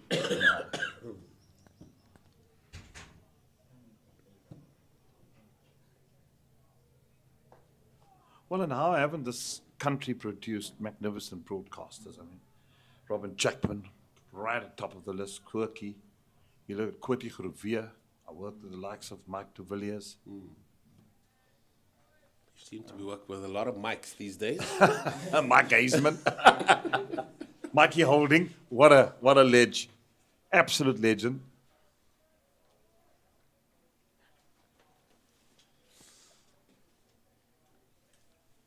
He refused to work on T20 cricket, Mikey Holding. Really? Yep. Yeah, it said straight out. He said, it's not cricket, it's rubbish. I had a laugh when he was here. He did the test matches one day. If we were doing T, he said, "I know, man, not cricket. Don't talk on rubbish. Not cricket. And up to today, still. Yeah, I mean, he's retired now. Where is he? Not Solomon Islands. I wanted to say. What's the others called? Somewhere. Canary Islands. Would it be? Somewhere there. But yeah, he wouldn't commentate on any T20. He had nothing to do with T20 cricket up to today. Mikey Holding. Yeah. There's certainly been a few from South Africa that I've, growing up, certainly enjoyed.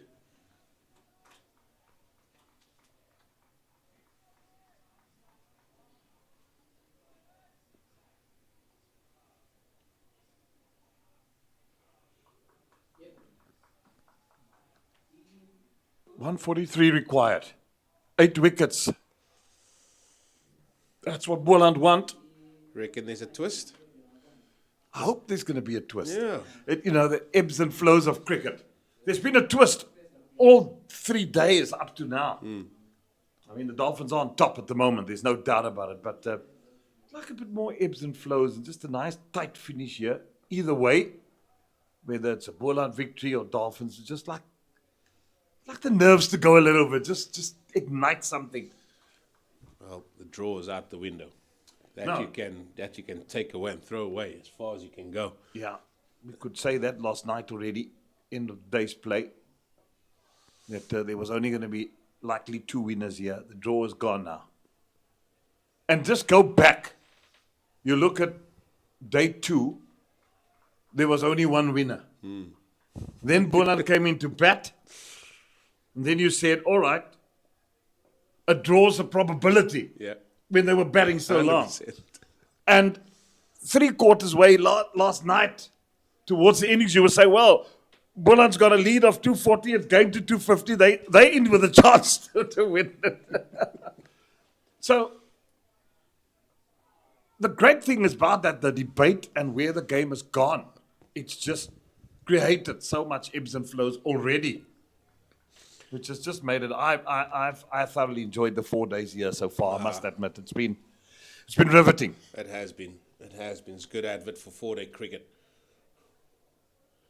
And also, let's not forget the platform they're playing on. That pitch, good pitch by Rupert Bailey yet again. Good cricketing wicket. But I'm gonna leave you for now, and I'll hand you back to James King, the Cape Fox. Yeah, I hope you come back. We'll see you after lunch. Got to pull his leg, keep him on his toes. My good friend, Eugene Molian. And in walks another friend in the form of James King. It's a change room of the Dolphins. Henry Davids there. He's the batting coach. I'm sure he'd be happy with what he's seen from De Tole. Yes, Tepang de Tole played 2 very good innings and very important innings in this match so far.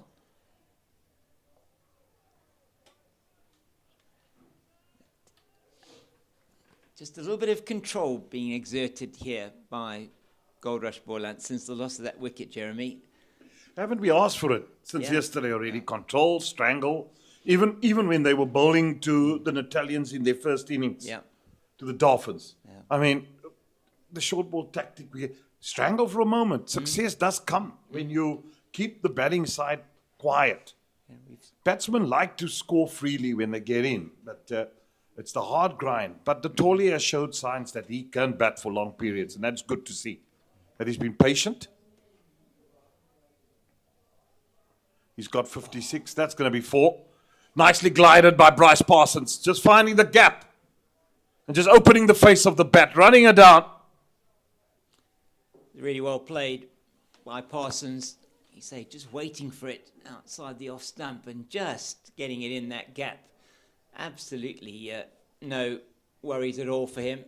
Just breaks a little bit of a stranglehold that Omani has had over the last couple of overs. So this is another important partnership. Nearly halfway there, the Dolphins, but just feel another wicket, a wicket or two before lunch would be what Boland will be looking for. 25 minutes to go.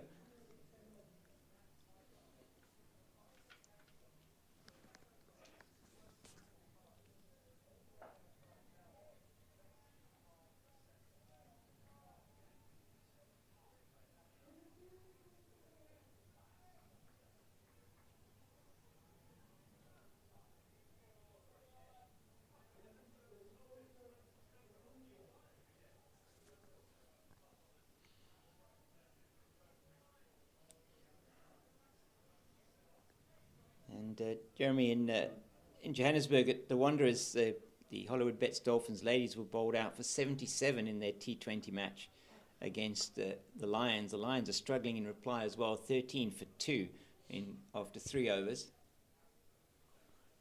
So that looking like it's quite a difficult wicket potentially there up in Johannesburg. 77 all out. You would feel you're not going to be able to defend that, but so Madison Landsman and Naomi Malefe that are out. So interesting to see how that match unfolds. But you would reckon that the DP World Lions women are going to potentially they have that one. They should be winning that one with just chasing 78 to win.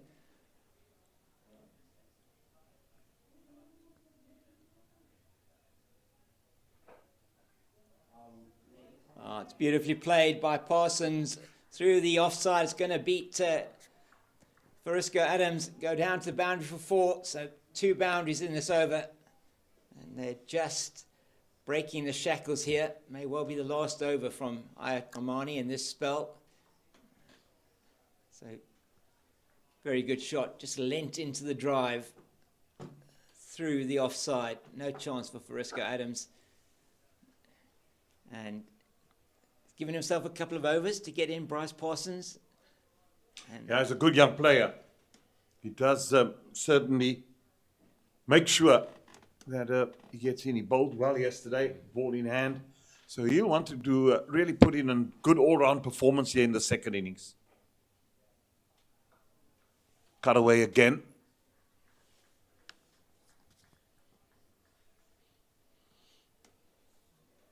I think you should have spin from both ends. yeah, I Go think von so. Berg here, Yeah. this end. Yeah, I think so. I haven't seen him come back onto the field, though, since he went off. And Kajima came on to bowl from the southern end. So he's coming back on now at the end of this over.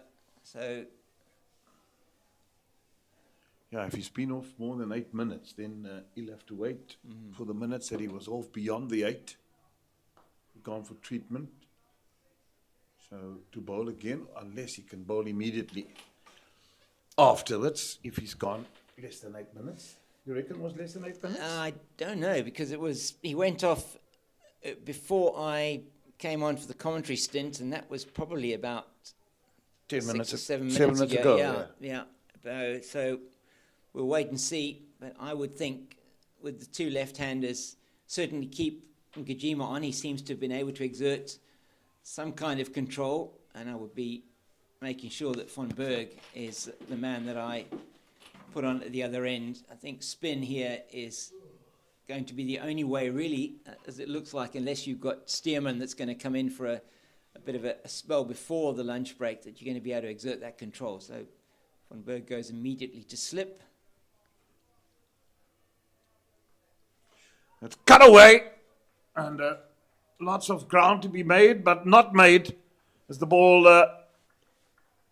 goes over the fence for 4. I think the fielder there, was it Nyaka? Yeah. Trying to cut it off, but not getting there. No, it's not Nyaka. I think it's Frisco, it looks like. Yeah, it is. Frisco Adams, Right, the Frisco Iceman. Adams. That one went through the man at backward point. Leon Botha tried to get down, but was hit with some ferocity by Bryce Parsons. So that's 3 boundaries within the last 2 overs from Parsons. And Now they only require 130 to win. And at the rate they're going, this game could, well, I'm not going to say could or whatever. Anything can happen still. yeah, I'm still of the opinion we're in for another little twist. Just a twist. yeah, and that's all it's going to take. 1 more wicket. They'll feel 1 wicket can bring 2. And once that target starts getting a bit closer, maybe you're wondering, are we going to continue to attack?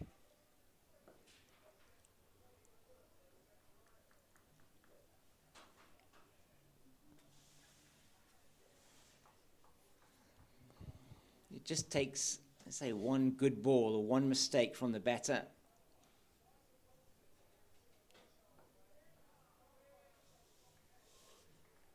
But I really do like what I see from Bryce Parsons. I mean, he's already shown for a couple of seasons the potential that he has. And he's, once again here in this match, he's really done well. Batted well in the first innings, bowled well.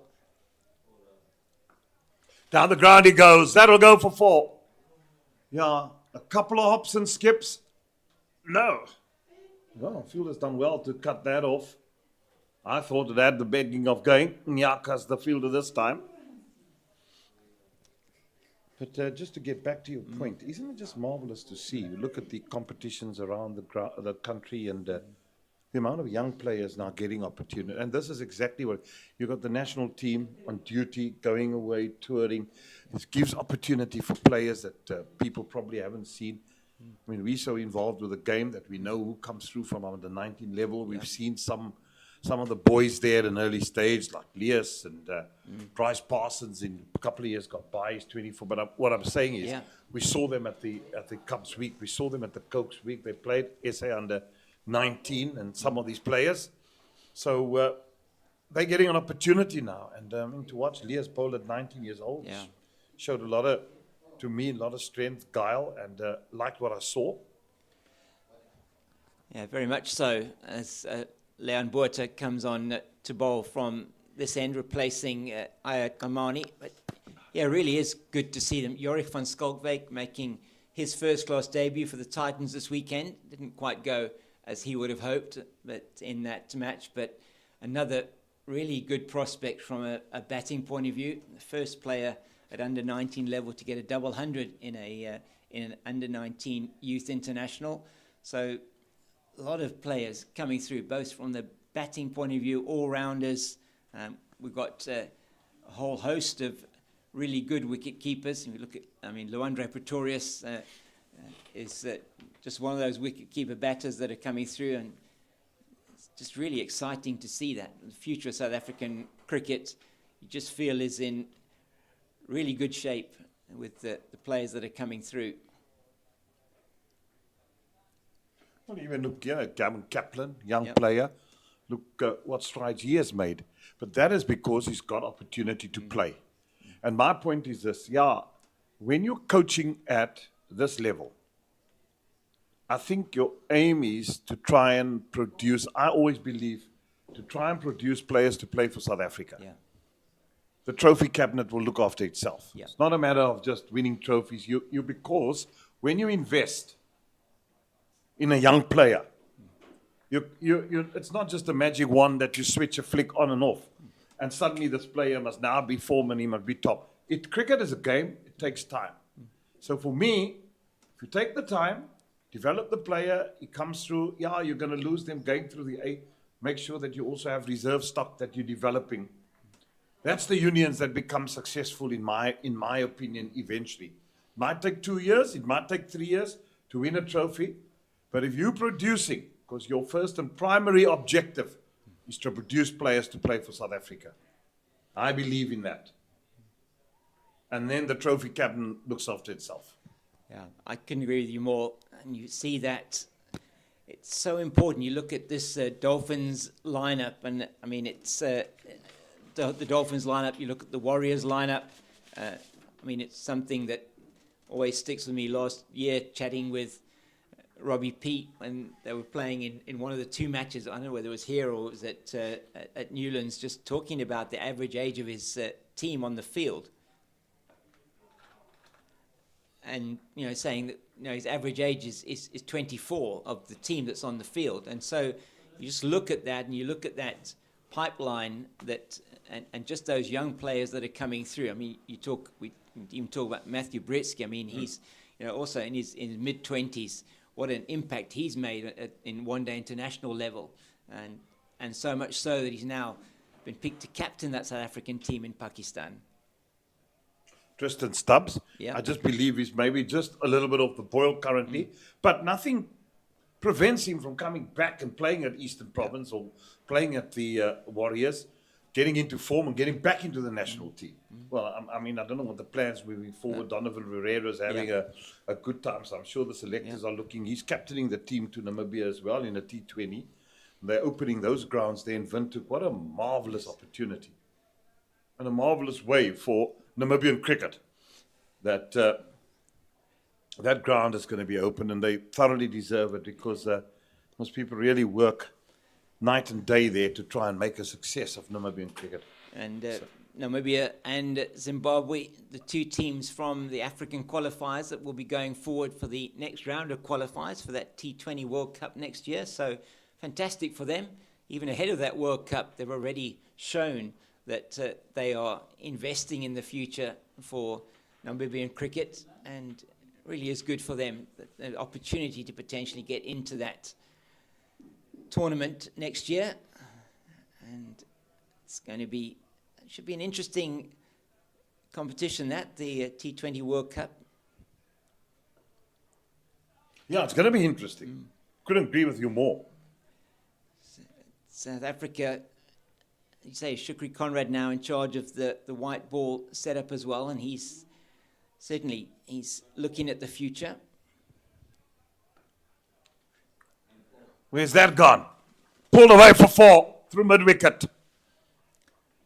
Gone more to a cow corner. Yeah, too short from Aviwa Ngujima. And Ditole, he's in such fine form. Not going to miss out on that. And goes to 60 with that shot. And he's been brilliant in both innings for the Dolphins. He uses the fit and he perishes. Can you believe it? My goodness gracious me, is this the wicket that Boland needed just to open a little bit of a door? He got the 4 previous ball, then got greedy, and he perishes under that pressure. Oh my goodness, it's a full bunger, and he plays it straight to the man at mid-on. And my word, he's going to be furious with himself. Gets to 60, and that is another breakthrough, another twist, as you say, Jeremy. And these two were looking good with the partnership that they put together. 31 only for that third wicket, but yet another twist as Jason Smith's going to come to the wicket. Let's look at this again. It's a full toss. He just comes down the wicket, doesn't get all of it, and that goes straight to Akona Mnyaka at mid-on. And he says, thank you very much. And Ditole gets the applause from his teammates as well. He should. But that is a wicket. You just feel new batters coming in. They need to take a bit of time to settle. Jason Smith, in that first innings, he only made, I think it was 5 that he made in the first innings. 2, in fact, sorry. 2 off just 7 deliveries towards the end of that first day, before he was castled by Sean van Berg. So Boland, with 12 minutes to go to lunch, they'll believe here. If they can get another one before lunch, could be very interesting. I'm looking at you with all smiles here. Yeah, it's interesting how cricket can change. But Jason Smith, yeah, he got, on that first day, he got bowled by the googly from Sean van Berg. Did him beautiful delivery. So Smith and Parsons now with still some batting to come in this team, so they won't be too concerned. Zondo, Viljoen, and we will have Simalani, who's to be the replacement for Marcus Ackerman. But just an end that's been opened up again. So one new batter and one relatively new at the crease now. 123 to win. 7 wickets for Boland. 123 for the Dolphins.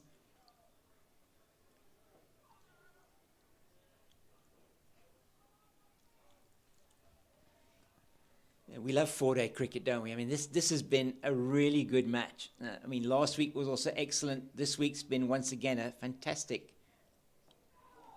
advert for 4-day cricket.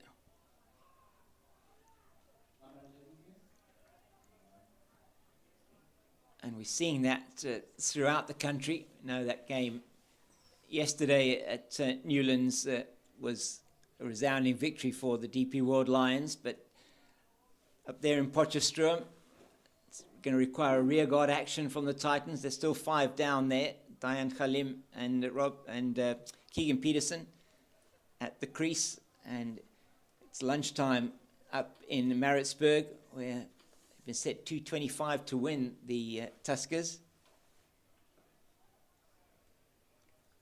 And then 9 without loss at lunch after 2 overs. So, what have we got in store for us now?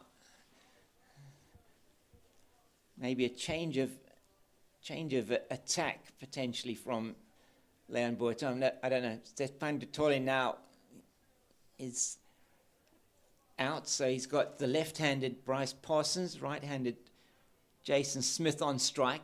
Is he going to carry on with his short pitch bowling?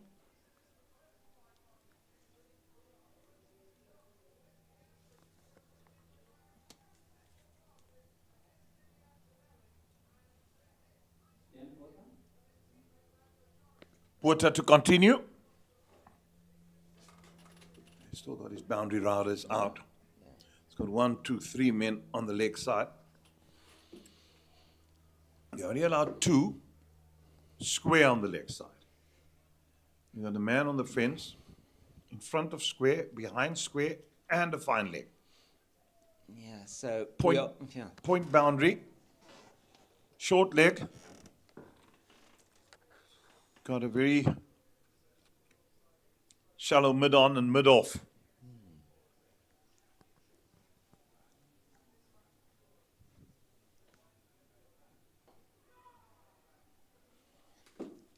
So pretty much there'll be nothing in Jason Smith's half of the pitch, you feel. Yeah, that one on the bounce to the short leg. Yeah, it's a 6-3 onside field placing.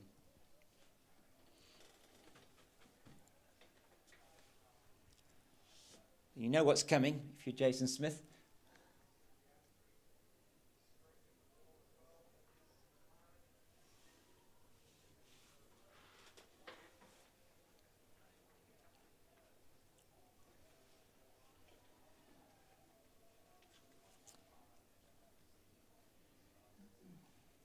The Wanderers, very interesting, chasing 78 to win. The DP World Lions women are 39 for 5 after 6.1 overs, so plenty of time left in that for them to get those runs. But 5 wickets already So down. T20 today. T20 today, yes. So that is not where they would have wanted to be.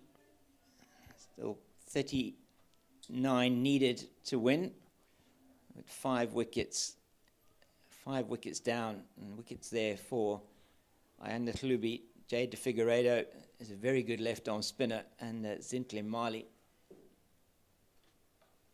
Short pulled away. Well, that's what you get when you're going to bowl short. It's a dangerous ploy, and it can be fruitless when you don't get it in the right areas. You're leaking runs. That one just set up nicely for Jason Smith. He's coming around the wicket now, and he played that beautifully.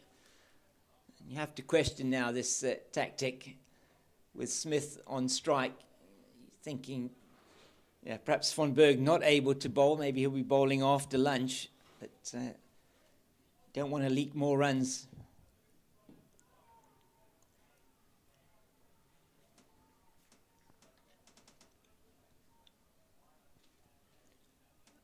$118 to win this morning. In this session, they've put on 96 already. 96 for 2 in this. No, sorry, 94. I got that wrong. It is 96. It is 96 for 2 in this session.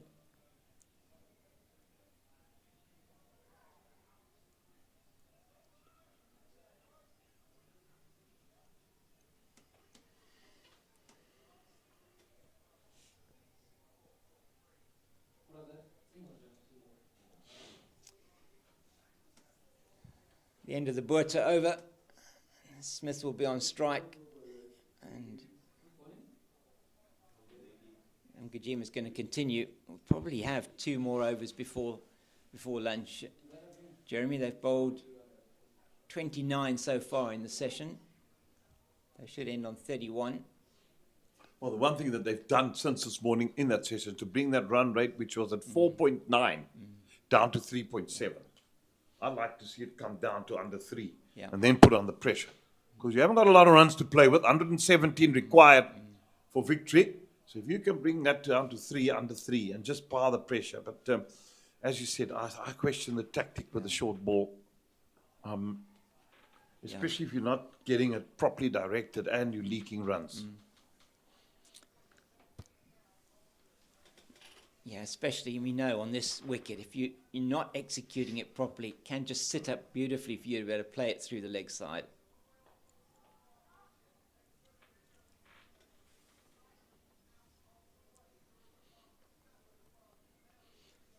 As we say, it seems like this match has just delivered twists before breaks.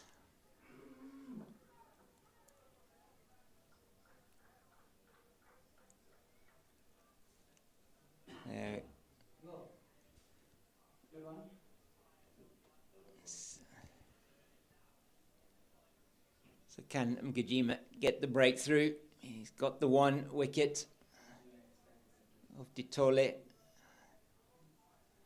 And left-handed Parsons, the crease, he'll be looking to the spinner, the off spinner, to just see if he can't get another breakthrough. Goldrush Boland. Parsons has been good so far.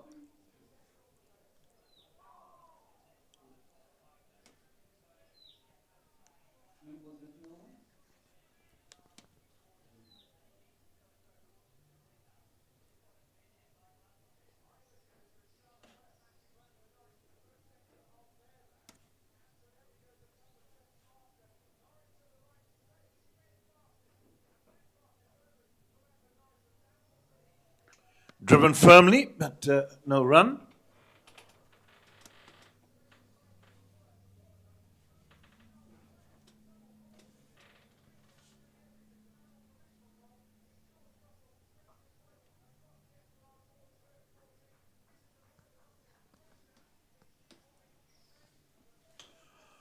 Over bowled, 40 gone now. 147 for 3.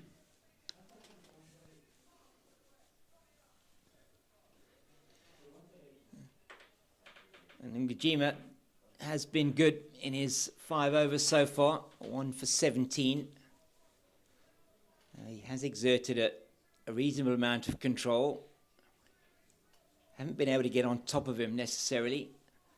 As Ditole hitting that 4, that boundary, the ball before he did get dismissed.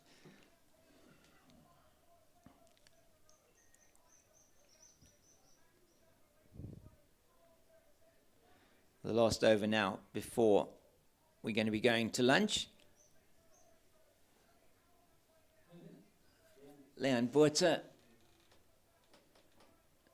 can be bowling short pitch deliveries to Bryce Parsons.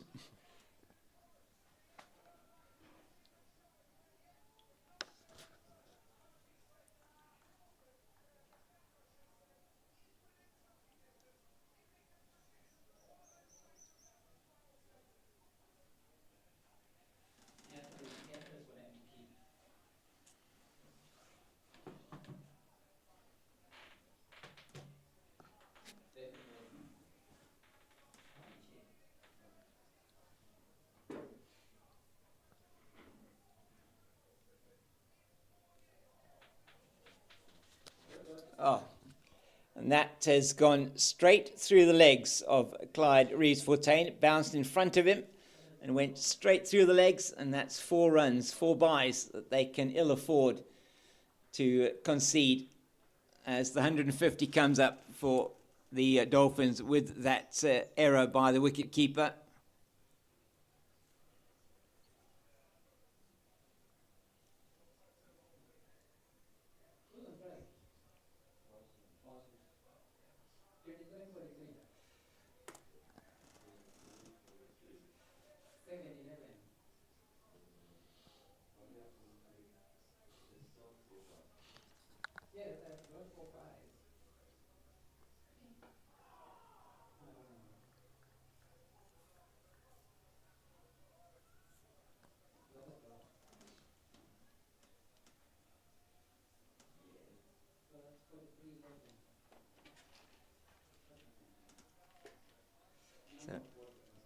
Nelson to win, Jeremy.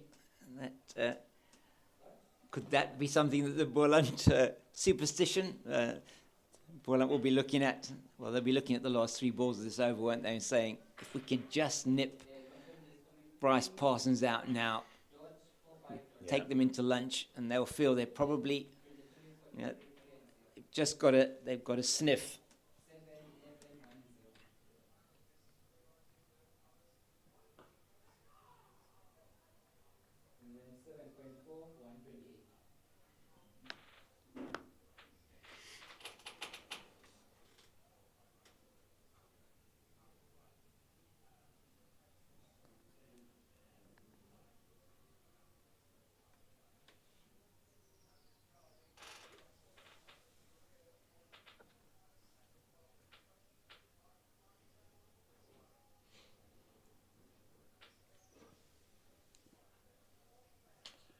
He pulls away, probably not ready, probably wanting to make sure that this is lunch.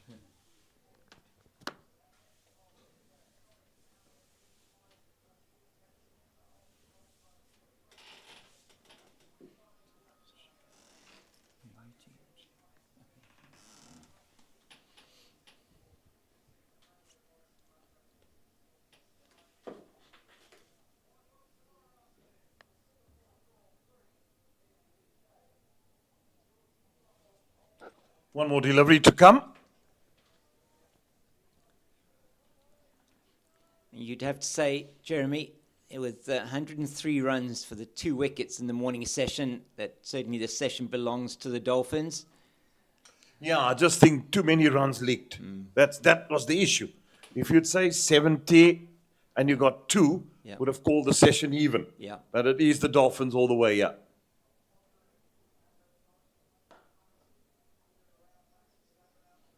That should be it. Welcoming lunch. 152 for 3 is still Nelson required. We need umpire Shepherd after lunch just to come and do his dance off his feet. I'm sure he's dancing with the angels there with Dickie Bird. Yeah. That's the match situation at lunch. 111 required, 152 for 3. Totole played magnificently for his 60. And Aviva Makajima picking up that wicket just before the luncheon interval. So, hope you're going to enjoy yours. We certainly am.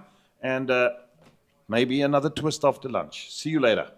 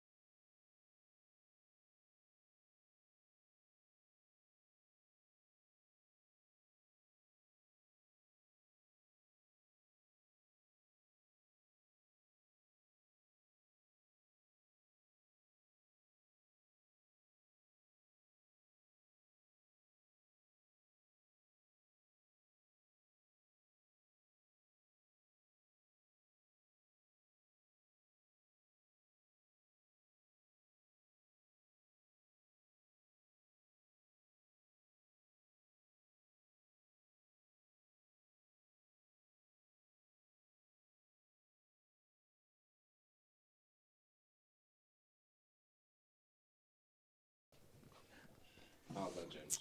Yeah. We are back after lunch here at Boland Park in this 4-day series match between Goldrush Boland, the hosts, and the Hollywoodbets Dolphins. And it is the batters for the Dolphins, Bryce Parsons and Jason Smith, making their way out into the middle to join the umpires. Sipolele Gaza here at the northern end and Andrew Ulif here at the southern end. And this is going to be the session which will tell us which team is going to win this particular match. 152 for 3, 111 needed for the men from Durban to win this match, and 7 wickets needed before they get to that total for Goldrush Boland. And we're looking forward to seeing what happens here, as it is Sean von Berg who's going to replace Aviwa Mgijima from the southern end. And not surprising, this expected that probably this would be the case. He's going to be bowling to Jason Smith. I'm James King, the Cape Fox, and with me is Eugene Molion. Good afternoon again, Eugene. An interesting session lies ahead. Good afternoon, Mr. King. Good afternoon to the viewers. Yes, an interesting session. Is there another twist? Is there another picks and troughs? Is it another up and down? Is the cat going to be amongst the pigeons here? Well, could this be the final session of what has been really a riveting 4-day clash here between the Goldrush Boland and the Hollywoodbets Dolphins? Yes, the peaks and valleys of 4-day cricket have kept us interested for all of 3 days and 1 session, and it certainly has been a very interesting match. Started off with the Goldrush Boland winning the toss, batting first and putting a subpar 156 on the board. Then the Dolphins coming out, scoring 346 in their first innings, and a brilliant second innings effort by the men from Paarl to put together 452 in that innings, leaving the Dolphins 263 to win. And Von Berg is starting with this leg side line to Jason Smith, bowling around the wicket. That's interesting, Eugene. Well, they know that the Dolphins want to score runs, so it's not like they're going to pad it back all day long. The question is, if it doesn't hit the pad, how long will the fuse be of the umpires before they have a word yet again with bowler and captain? Because we saw in that first innings of the Dolphins, numerous occasions the umpire spoke to Clive Rees-Fontaine and just said, listen, you're holding too much of a negative line. Yeah. So, see,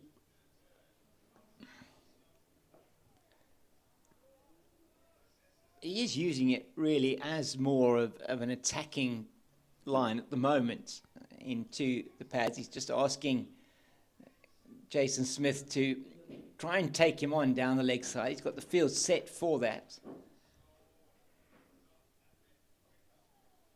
Well, there's caps are plenty everywhere. There's no slip. As you said, he needs 7 wickets. So is he, I mean, he must have seen something potentially, or outside the line of the leg stump, or is this just trying to get the batter to perhaps make a mistake? I think I'll go with the latter. Yeah. I'll go with the latter. I'm saying to Jason Smith, you got to be careful. You got to be aware of yourself here.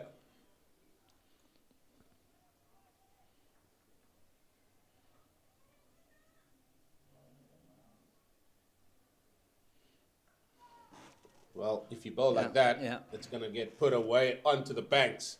That got exactly what it deserved, that one.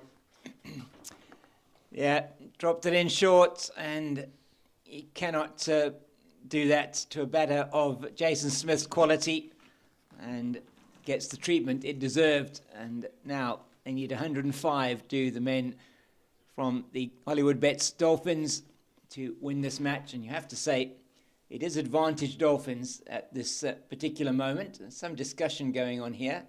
Not quite sure what is happening. It is going to be Glenton Stearman who's going to be taking up the attack from the northern end. Well, I think this has got to do with the time, because he must have been off the ground leading to lunch. And this is what this discussion's all about. And they are just double checking with the match referee in terms of time.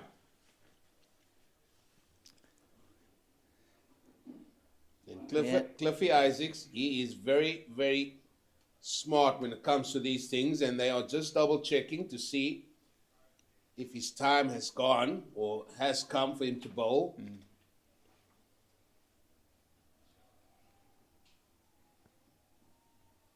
Taking his jersey off. They are just waiting, as you say. Well, he's got to put the jersey back on. He does, indeed. It's going to be Aviwa Mgijima who's going to be coming on from the northern end of the ground. So spin at both ends. And that is quite strange for me. Surely somebody should have gone to the umpire's room and said, listen, can Clinton Stearman come back on? How much time has gone? Has he served his time on the field that allows him to bowl straight after lunch? Those are things that you should be finding out. Run down to the umpire's room and just say, listen, what's the story? Can he or can't he? It's not far to go. In fact, they're eating right next to his office. Yeah, I'm right with you on that one. Make sure. So it's going to be the left-handed Bryce Parsons on strike to Aviwa Mgijima. And he immediately gets off strike down to long off. So Goldrush Boland, they need something quickly here to get into further down the order for the Dolphins. Still plenty of batting to come for the Hollywoodbets Dolphins. Kaya Zondo will be in next, Hano Fulyun, and you will have Andile Simalani, who is the substitute that has been nominated in place of Marcus Ackerman, who suffered I believe it was an ankle injury yesterday.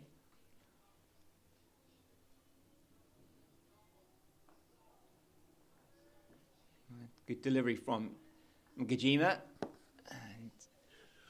All those best laid plans at lunchtime has come to a little bit of a halt. They have. Because Aviwa Mgijima had to step up here, bowl this over. Maybe Glenton might come on the next over. You'll see. He saw him coming there, did Mgijima, and bowled it into the pads. That was good from the off spinner for Goldrush Boland.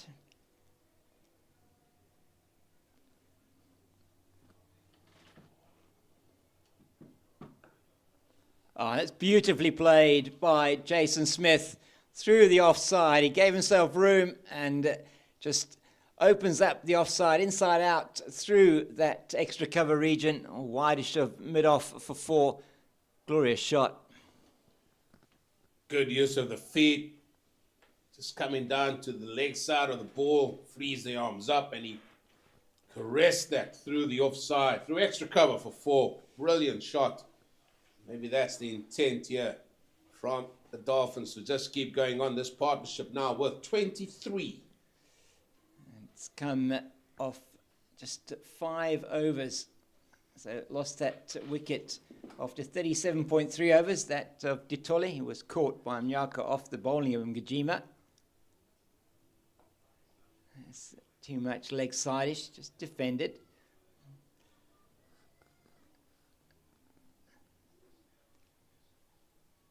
Now he's changing the line. Jimmy's going to come around the wicket to Smith. Looked untroubled since he's been at the crease. The loss of Ditole's wicket.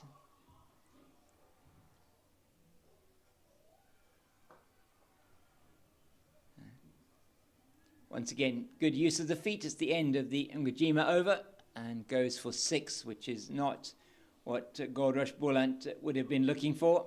But as you said, their plans have been scuppered by the fact that Glenton Stearman off the field for too long. So it's a tactical miscalculation there from Goldrush Boland. It'll be Sean von Berg to continue. And he's going to be bowling to Jason Smith. I think he'll be happier bowling to the right-hander. They need to make something happen here. 99 runs to win. And at this stage, and you're gonna call me out for this one, Eugene, it certainly looks like the Dolphins are moving towards victory in this match, their first of the season. Yeah, that's their first game and would be a win. And just nothing says or gives us the indication that could be anything but, unless there is a flurry of wickets.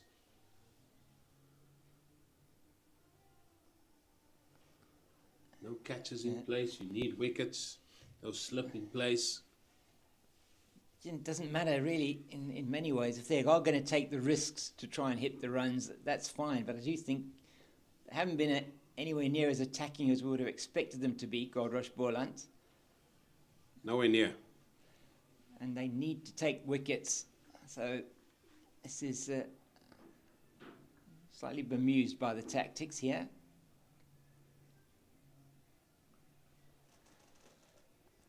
That's played very nicely off the bat. It made a good sound, didn't it, as that one came off the bat down to deep backward square for the single. Parsons on strike now. He hasn't seen much of the ball since the lunch break, just the 2 overs so far. It's been a good 2 overs for the Dolphins, 13 runs. They haven't looked in any trouble at all. So 98 to win. And just give you some more information from other matches happening around the country and around the world as well. There's a match in the Women's World Cup taking place today, and there has been a Pro 20 Series match taking place in Johannesburg.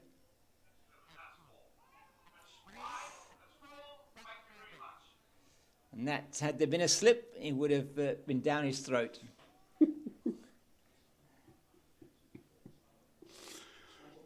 I must say you're a little bit bemused more today than any other day, the Cape Fox. Yeah, the thing is, you've got to you need 7 wickets. You've got to get wickets. You're in a situation where, how are you going to get those wickets if you haven't got players or fielders in positions that are actually there to take the chances when they do come? And slip is one of those positions.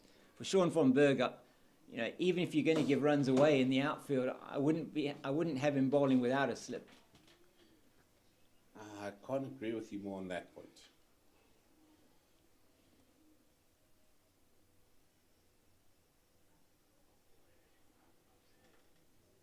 And I mean, even there, maybe if you're bowling this leg stump line, I know you've only got so many fielders that you can have on the field, but perhaps instead of having a man on the drive, you have somebody just around the corner there, forward short leg.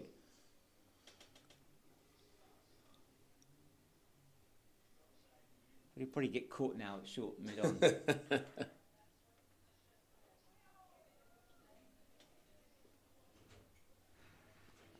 So at the end of a reasonably economical over from Sean von Berg, and it's 166 for 397 needed. 7 wickets for Goldrush Boland. And Aviva Makajima's spell has come to an end. Mm-hmm. Thanks very much, fella, for taking up that time. Those are the men from Hollywoodbets Dolphins you saw there in the picture. The last throw of the dice. So Eugene, talking about Hollywoodbets, that Hollywoodbets Pro 20 Series match at the Wanderers between the host, the DP World Lions, and the Hollywoodbets Dolphins ladies. And it was the Dolphins ladies who put on just 77 all out in that match, and it was a very close encounter. In the end, 7 down they were, the Lions. They were 39 for 5 at one stage, and they managed to get over the line thanks to a very good 32 from Sinette Viljoen-Low. The evergreen Sinette Viljoen-Low. So her and Faye Cowling helping to get them over the line after they'd lost a flurry of wickets, the DP World Lions. So it's a victory apiece. Yesterday, the Dolphins winning the Pro 50 clash, and it is the Lions winning the Pro 20 clash. And next weekend, there'll be, I think, a full round of matches in the Pro 50 and Pro 20. And the Pro 20 champions, Western Province, will be making their first appearance of the season down at the recreation ground in Oudtshoorn against the Garden Route Badgers. That should be very interesting. The Badgers having made a whole host of changes to their squad. So it's going to be an interesting match as Stearman's away from us now. And that's off the outer half of the bat. Peter Milan is going to come around. He will cut it off. But it's an easy 2. Should have been 3. Should have been, yes. They were thinking of 3. Should have been 3. Couldn't agree with you more. If memory serves me right, that Badgers side, Yeah. certainly got a lot of players. I think they've got a couple from Boland. Definitely one. Well, they did have. I think Julia Hall played here at Boland. She is now still there. She's on a high performance contract with them. I can run through that squad for you shortly. Up and over. This one they won't get. Or Peter Milan won't get. And they look like they want to race towards that target now. Yeah, they are certainly have come out after lunch with intent. Both Jason Smith and now Bryce Parsons, and that he intended to play that one where he played it, short and wide from Glenn to Stearman, and he just is not looking happy, Stearman, at all. So his first 2 deliveries of his spell, he's gone for 6 runs already, and that brings the target just down to 91. So just looking at that squad, there's been quite a lot of changes there. A new coach for them as well this season. So I can't think of Martelise's surname, but she's moved on. And they've got quite a lot of signings from the Free State who were relegated at the end of last season. So they've got Isel Salia, Zintle Kula, Evodia Yakile, and has come through, and I can't think of the ladies, Christina Moodley from the Free State, Yolandi Potgieter from the Free State as well, and from Gauteng, Palesa Mapo'o, she's come down, she's the wicket keeper, come down. Annika Swart from the Titans has come down, very good young player, excellent in the field, a good middle order batter. And Kiara Fisher, the spin bowler from KZN as well in that squad. They've lost a number of players. So Janae Winster's gone to the Northwest. Michaela Andrews and Asoka Inyavani have moved to the Dolphins. Andrews doing well in that match yesterday, 50 over victory. But people that have stayed with them, Nicolene Janssen van Rensburg, Mika de Ridder, the Proteas wicket keeper as well, Kayakazi Mate, and Giselle Abrams. But very much a changed squad there. Yeah, I want to say something here, but I don't want to put the cat amongst the pigeons. But I'm just looking at women's cricket, and maybe we should look at strength v strength a little bit more. And I'm just sitting on the fence asking these questions because South Africa went that route when the franchise system came in. They wanted to a little bit more strength v strength. That's why that was brought in. Like Boland and Western Province amalgamated to form the Cape Cobras then. Is there talks or is there an idea to do that with the women's game? It certainly doesn't look like it. I mean, there are only 6 teams in the Premier Division, in the First Division. Women's cricket, amongst some of the associates and in the, some of those, Mpumalanga, Limpopo, some of those areas, not that strong. You have got, even in places like Eastern Province border, the Second Division really isn't that strong.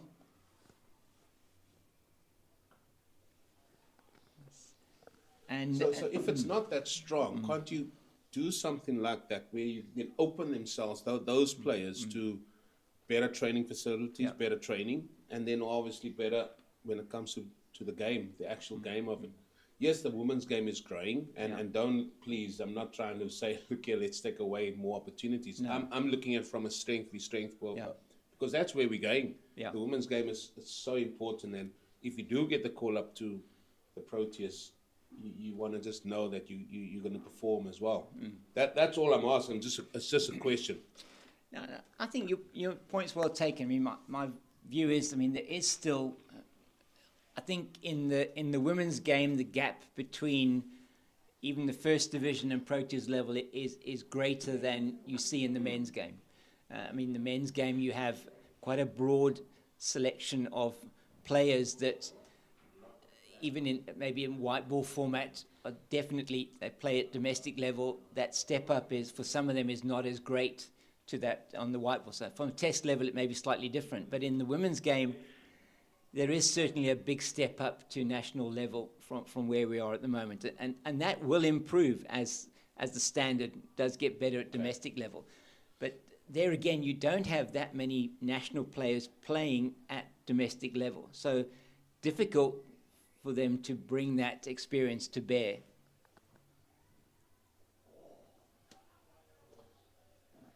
And certainly in the men's game, there's A tours. We've already seen South African A went to West Indies, and they also went to Zim. Yeah.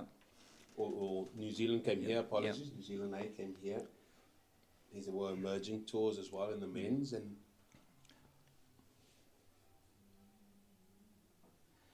So from a women's point of view, as that one's just played very nicely by Parsons,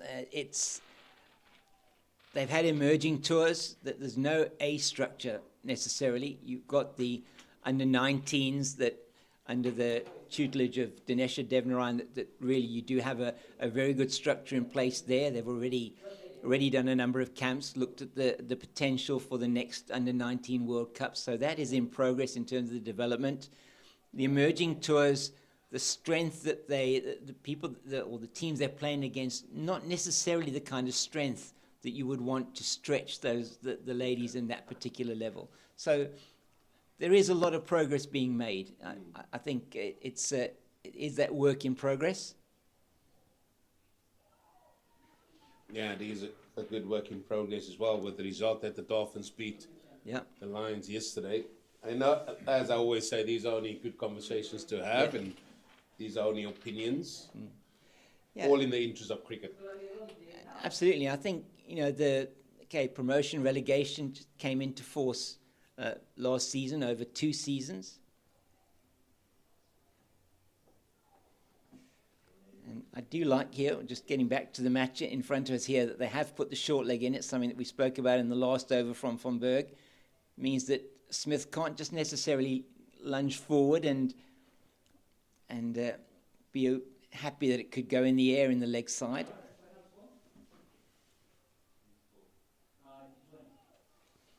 And that means he's trying something different, like the reverse sweep there, which is interesting shot.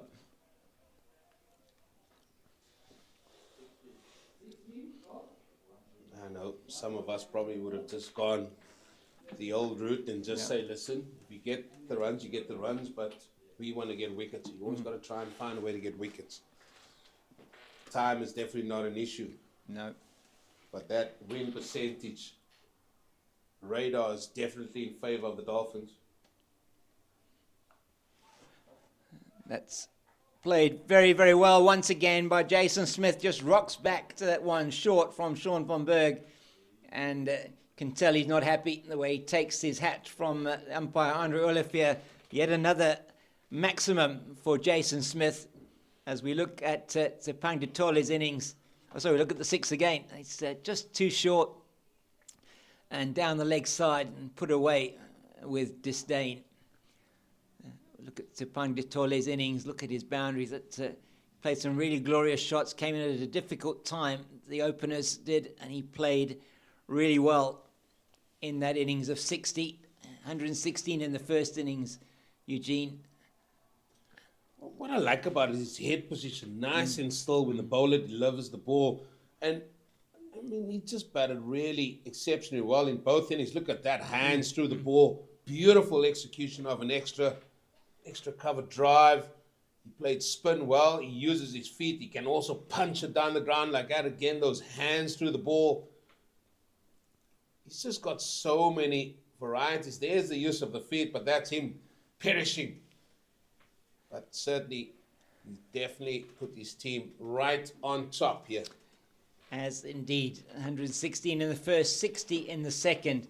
And he went to his 6th first-class 100 and his 14th first-class 50. And 2 very valuable innings for the Hollywoodbets. Dolphins have put them into this position where they need just 83 to win this match. And they are, at this stage, cruising towards victory. Come on, we need you to go and find us a cat.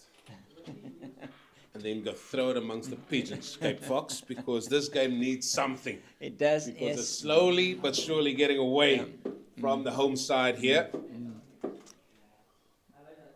Yes, it's... yeah, you need a fox in the chicken coop, don't you, on this one? That's what you need. Fox and the chicken. We've done it again. In every game. There's always one. There's always one, yeah. And yeah, so I long for the days. I'm just looking around this, and this is coming to an exciting conclusion, one way or the other. Yeah. I mean, people coming in here, after a day at church or their Sunday lunch or Sunday roast, and just come and sit and enjoy the cricket that's in front of us. It used to be like that. yeah.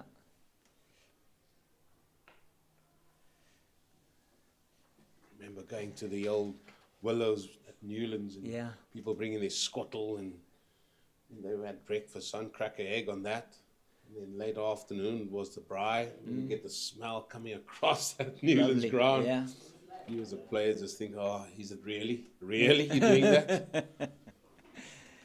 But that said, it's something that we've lost really and particularly in the 4-day game. I mean, even if we look at 1-day games that are played in list day 50 over matches, perhaps less so in the T20 competition.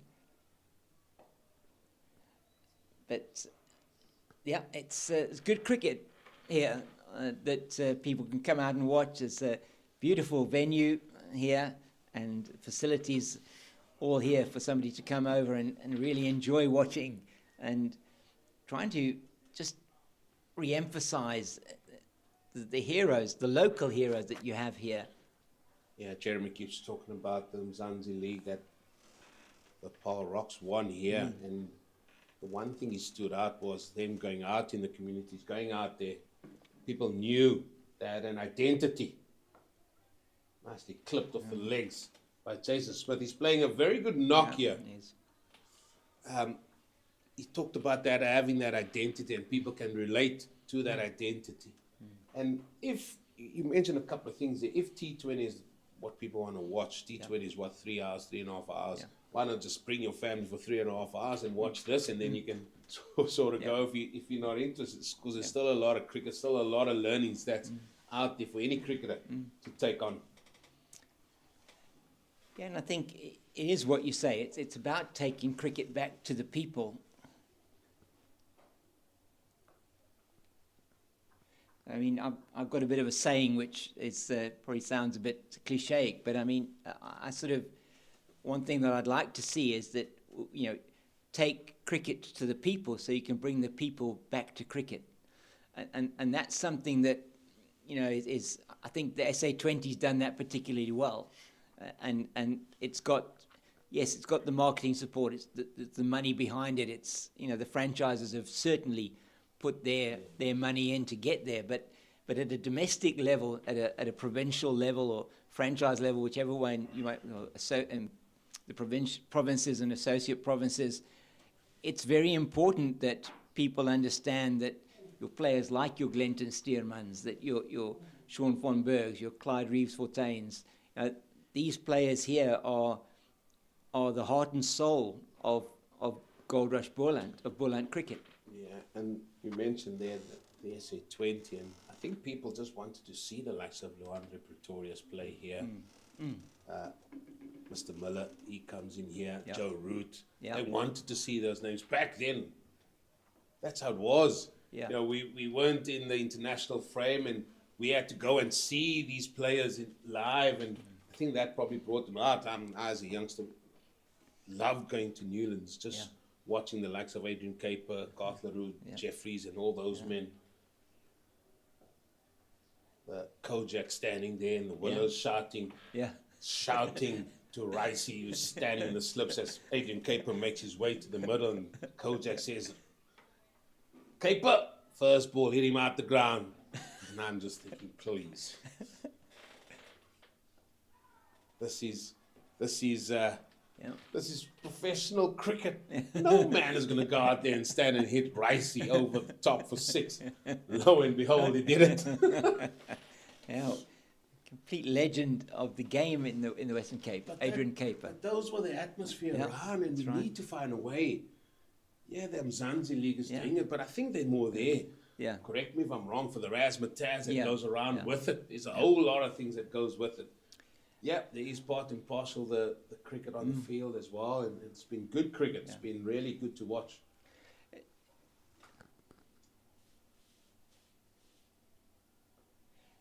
And I think the one thing that you mentioned there is what the word I would use is tenure, is that you in the SA20, for example, and you see that in the IPL as well, is you only have that tenure or that long-serving players. You don't see that much. You see a lot of players moving between franchises, and yes, you've got. I think it was really good that the Paarl Royals, decided that Luandre Pretorius will be one of their contracted players before the auction, because people here last season, they developed an affinity towards him. He's a fantastic youngster. He's such a really good young man, fine young man, and the way that he handles himself has been really excellent. So I think those things are important. But for me, tenure is important, because you want to build that. You want to build that relationship between the brand and the player and with the public. So, that's where provincial cricket, you do have that. You have that tenure in most instances. Yeah, you're just bringing a whole lot of topics to my head here. Thankfully, I wasn't into journalism or anything like that. I'm into media now. It's my mentor stands behind me, over my head. Still no breakthrough here. After the lunch break, and I always wondered, Cape Fox, how people retain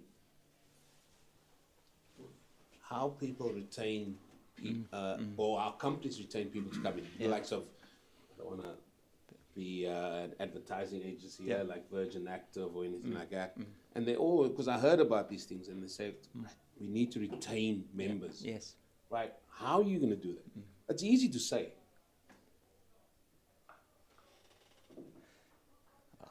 I'll be cut for one. Yeah. It's easy to say, and I think it goes for us as well. It's easy to say, look, let's bring the crowds in. Yeah. Let's retain our members and stuff. But we need to all sit down and say, right, how can we do it?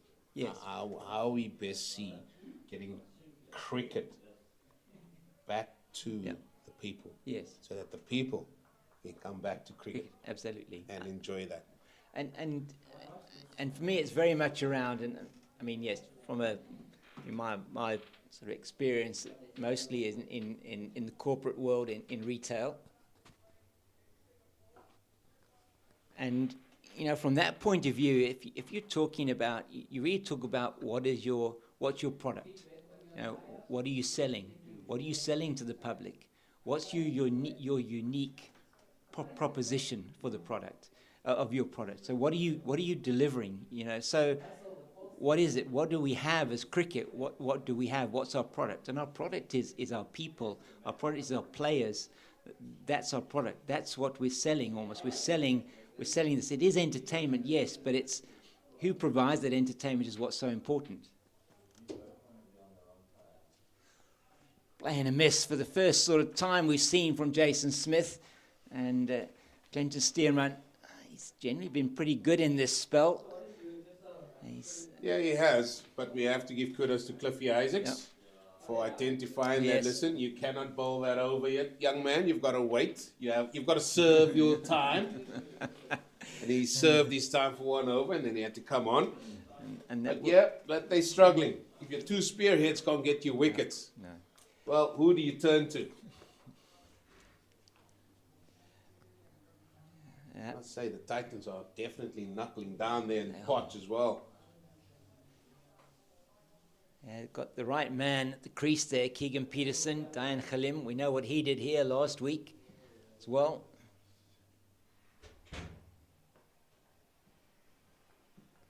And just searching for something here, Goldrush Boland.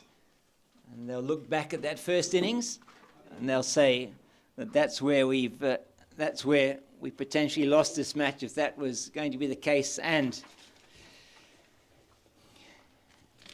how many times doesn't a team look at that first innings, James, in different batting? However, they got themselves back in the game, and some of us thought, they're slightly going ahead, and then a cluster of wickets again.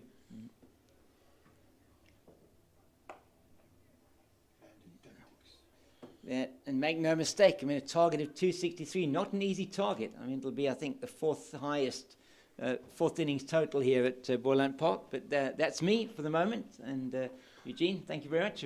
Always fascinating talking with you. And we hand over to Jeremy. There's some good topics there. And again, just a reminder, it's only topics of opinions. We all have. As the man has come back from the North Pole, it seemed. Thank you, James. Thank you, number 1. Got number 2 next to me.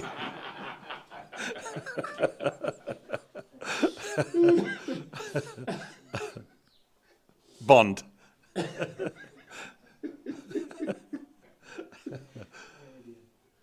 Right, from Burke. Can he pull out a rabbit out of that? Yeah, it's just looking too ominous. Well, but you guys mentioned the one thing, the one tactic runs in the first innings. The second is that short ball bowling tactic that actually had me going for a little while. I just thought that, sure. And if we analyze throughout the game, how many wickets fell with that tactic? 1 or 2, the most. But it was leaking runs. And when you had a total like that, we always said, look, 250, it should be competitive, all that type of thing. But I just don't think, if you look at it, the bowling attack, Bar, Steerman and Van Berg, and if they're not on song, Boland are struggling, to be honest. Yeah, that has been the concern, just the depth. And when I talk about depth, it's that person that can step up and be consistent to provide some support for those two. It's in the air, and it's going to fall short. Walk in with a bowler. I can see it was a little bit deeper. I think that's Gavin Kaplan there. There's one person that will really throw himself at the ball. It would be him.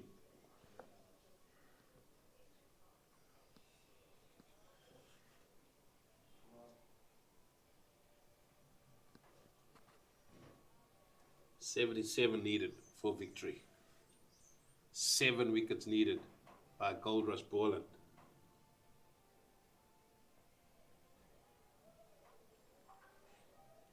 Was that the opportunity? Half a chance? Yeah, they don't come around like the red bush in London, I tell you.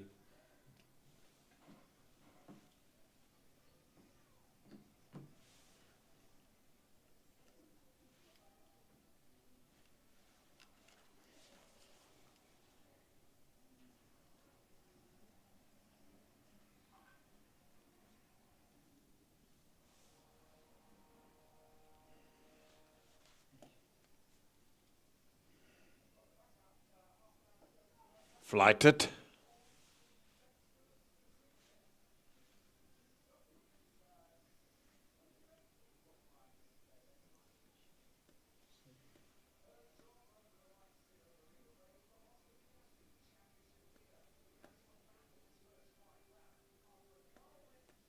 There's a bit of a fight back at Potchefstroom with Keegan Peterson and Dan Khalim, who's just gone to his 50. Peterson on 64. They won 65 for 5 now. They're still plenty behind. You're throwing down the PPC there, I'm telling you. They don't want to go anywhere. They brought their tent out, as you say, Jeremy, and decided, listen, I ain't moving. I wondered what happened. And I see Jay de Klerk bowling now. I wondered what happened to that young man. And we also got a little screen here keeping our eye on the rest of the country so that we can. Umpires have got the light meter out. They're having a look-see. Doesn't help with all those white shirts around that light meter, truth be told.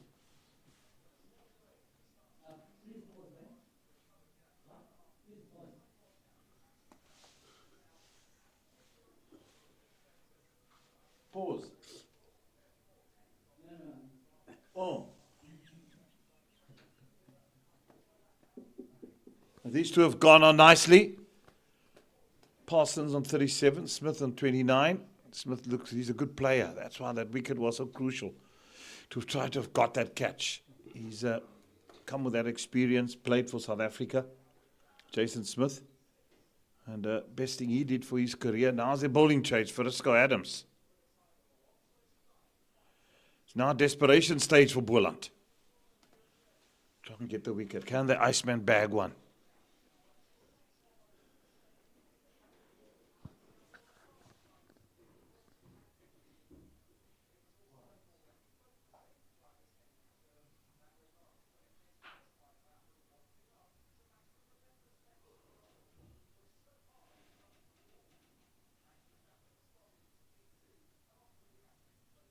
Just looking at the field set, Jeremy, it's one that suggests it shouldn't be anywhere where the batter should be playing off the back foot.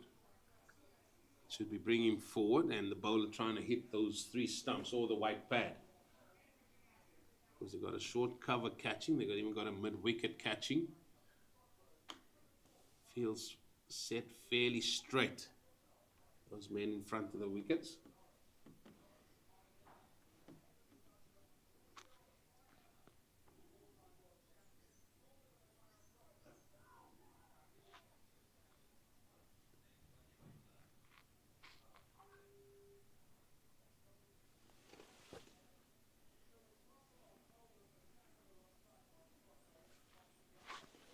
.74 still wanted for victory. Anything can still happen.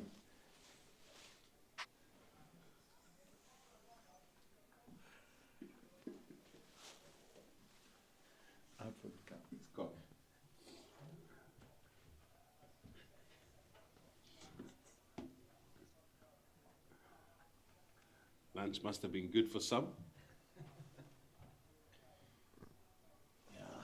Sunday afternoon, Eugene. It's 100%, listen. After lunch, we had good friends. One of my mother's best friends was Auntie Martha Foreman and Uncle Aubrey. And they're both gone now, all of them, in fact. And when we used to go there for lunch, Auntie Martha used to cook these scintillating meals on a Sunday. And straight from the table, Uncle Aubrey would say, "See you guys at tea time." He's off to the room. Well, you'll see him at tea time. Brilliant. Yeah, we lived in the Sunday afternoon naps. We all get to that stage now. A little kip. I used to take those power naps during the week. You know, I used to lunch working at cricket, because in development I go to the office in the morning, home lunchtime, something to eat, pop on that bed for 20 minutes. Sometimes you use that power nap just to give you that kickstart, because you're off to coaching in the afternoon. I was about to say, it doesn't have to be a Sunday for that nap. No.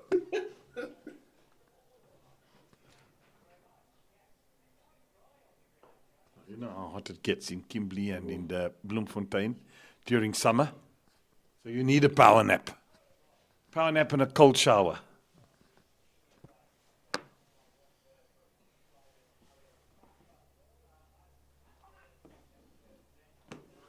You spent how many seasons at Northwest? 2001, 2002 was the first one. Then from there, stayed on for the Lions till 07.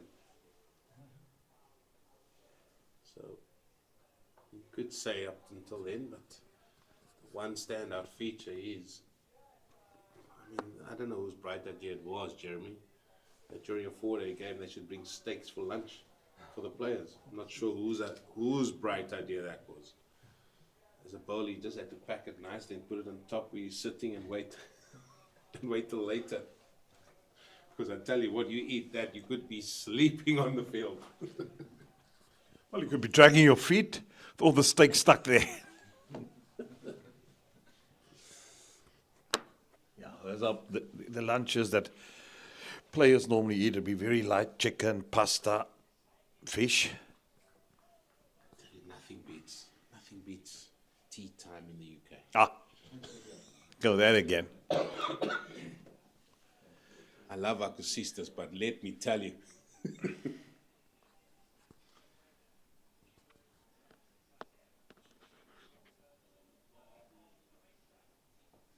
Must admit, I filled my boots at Lord's.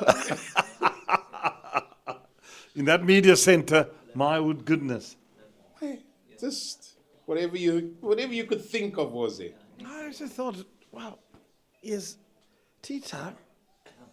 There's grenadilla cake, there's lemon cake, there's lemon meringue, there's chocolate cake, there's blue velvet cake, there's scones, there's sandwiches, and I'm going, wow. And then you've got a big, almost like a cupboard that's open. It's packed. Chips, chocolates, peanuts. It's all the way down. Next features all your beverages, whatever you want to drink. And I'm going, this is as good as Buckingham Palace here. No perms on, or you had to wait till after play? After play. After play. I mean, how good does that stuff go down? Well, the first time I went there, I wasn't working media to watch. Could have Pims at 11 o'clock. Got invited to Somerset County Cricket Club, and I think it was a one-day game, and you get invited to the members, and it's a little bit of a sun trap, so the Pims was much needed.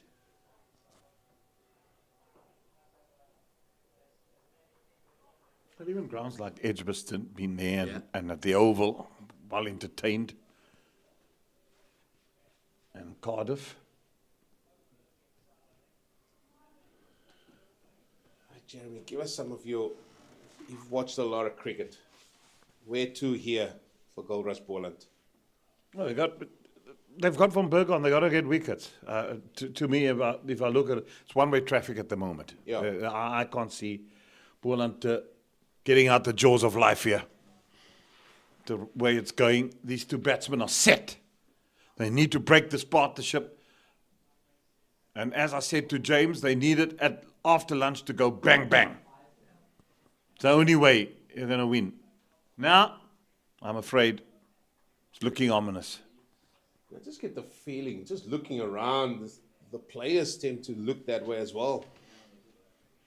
Just the way Makajima was chasing that, and not saying that his head is down, he's always up for the fight. Just looking around this ground, they need something. We said they needed to go early at the start of play, especially with rain falling and maybe a little bit of moisture under covers, because you all know what rain does in this neck of the woods. They never could make any breakthrough. Yeah, one just wonder what the mindset was. You know, that you still pursue with the tactic of going with short ball bowling. I don't buy it. Straight from the start? Didn't buy it yesterday. Yeah, I went straight from the start this morning. He opened the bowling with Leon Boerder. And they had the two men back, and I'm thinking to myself, okay. You know, that sets the trend also for the rest of the day. And the Hollywood Dolphins probably thought, this is right into the way we want to play. We don't need to do anything foolish. We'll take ones and twos, which they did. They got themselves, Toli and with the partnership earlier with Ethan Bosch, who got 34 of 67 balls, and Tolly got 60, going with his 116. There's your man of the match, Tolly, at this stage for me, in this 4-day encounter. The question would be, you speak about tactics, and surely you want to make best use of that ball with whatever conditions, because the conditions would have suited bowling this morning. Surely it's not overly hot, lovely conditions. You have a ball that was only less than 20 overs old. I mean, surely you would have said, right, let's try and prize a wicket here. Well, you look up this morning and you saw, and even now there's still cloud cover, and especially at that side from the Drakensberg mountain side, it was much more overcast than what it is now, and you'd have said to yourself, okay, we've got to make use of it. And now, is there the bowlers of that class? We know Stearman can swing it. Why then go with the tactic of Minyaka? He didn't bowl today yet because, he struggled yesterday, I believe, towards the end of the day's play. But surely, you should have given the ball back to him and said, come on, you're a left-arm seamer. We're going to give you over to yesterday's bygones. Today there's the job at hand. We haven't seen him in that attack today. I think he's off the field as well.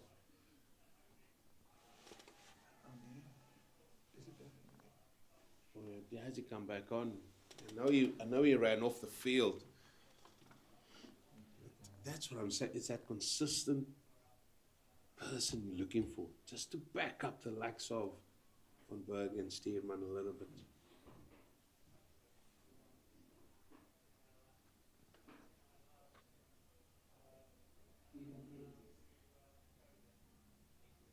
Well, James alluded to, and we spoke about it earlier. The problem they're going to have is, here it's been asked. Oh, no. Now, where did this one come from?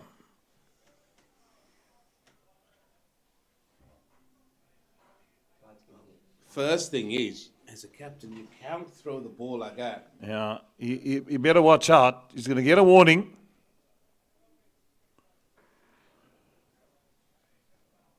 Can't be doing that. Add me a note and a visitation. Is it a note for the visitation? Yes.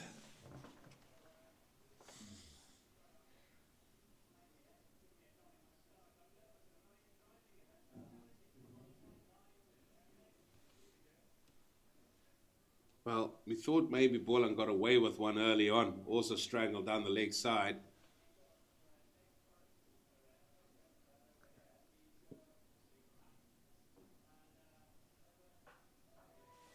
This one, where did this one go? Short again. That's what I'm saying, with that height that you got as a bowler. Can you bowl short when you short yourself? If you're that short of stature, Yes. if you're that short of stature, your short will be very short. So you're going to give more time for the batter to see that it's short. You've got to go more into your half because you're more of a skidder.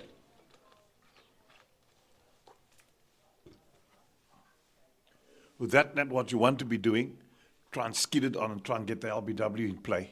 You would go a little bit fuller. You don't necessarily have to be as full as more Yeah. of the taller bowlers. Yeah. Which means your margin of error is a little bit, I talk about the margin of error again here, but your margin of error is a little bit bigger because you've got great more areas to try and pitch a ball in. So it could skid on a little bit more. As you as a batter will think, it's a little bit, can't I go forward or whatever?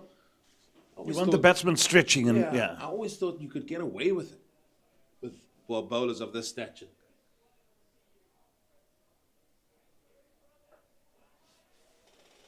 Short again here, uppish, again safe.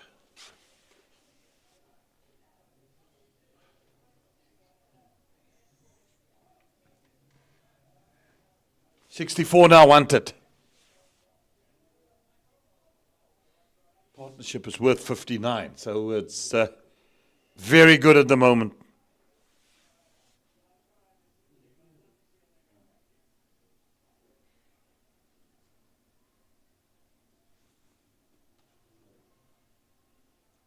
these two have been good. Jason Smith has been excellent since the time he got to the crease.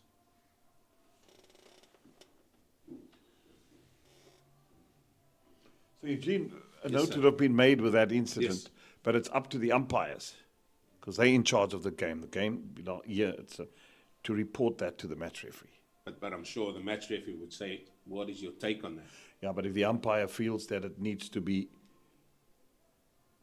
a level 1 or level 2 or level 3 offence, he needs to request that to the match referee to take further action. If he's happy that he's dealt with it on the field, because they're still in charge of the game.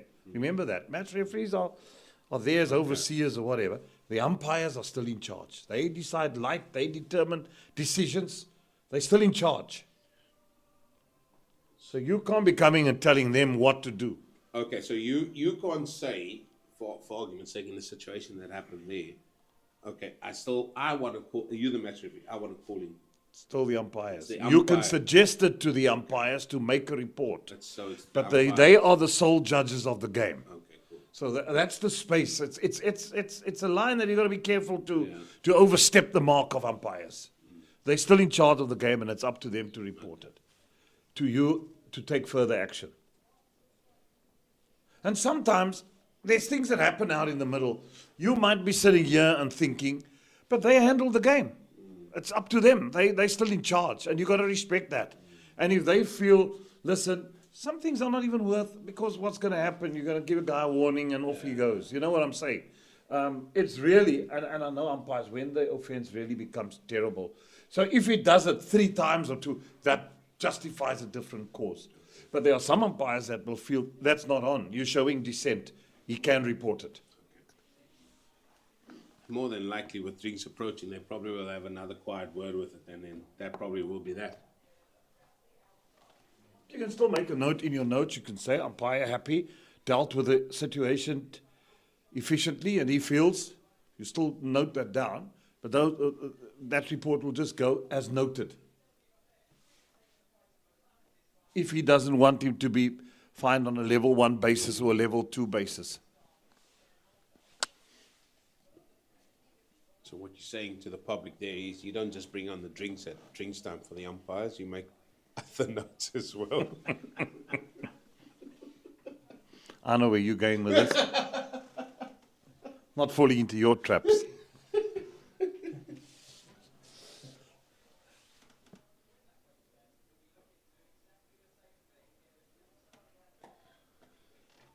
Well, I think the time has come just to bring it in.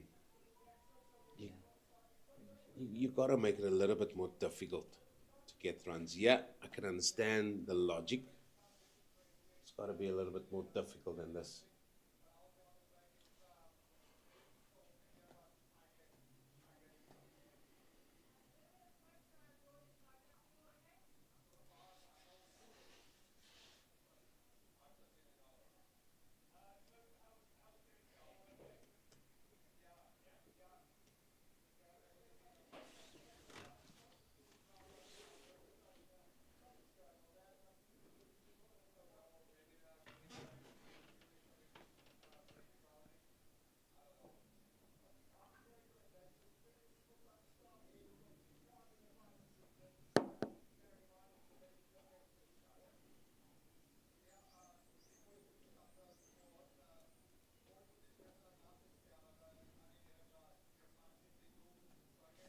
Now this match is just meandering on. 63, as I said, wanted.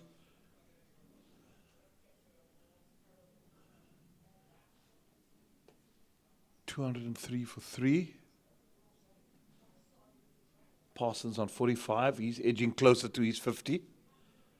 Jason Smith on 36. And that's also the attitude of batsmen that would say to themselves, listen, fellas, we're in. We're not going to give it away. We want to be there when the final run is scored and be not out.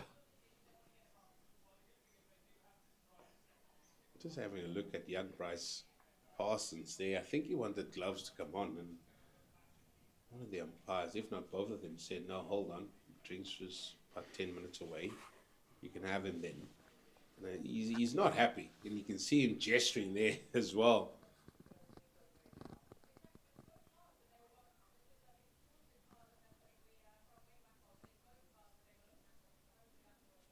gloves are wet, isn't it?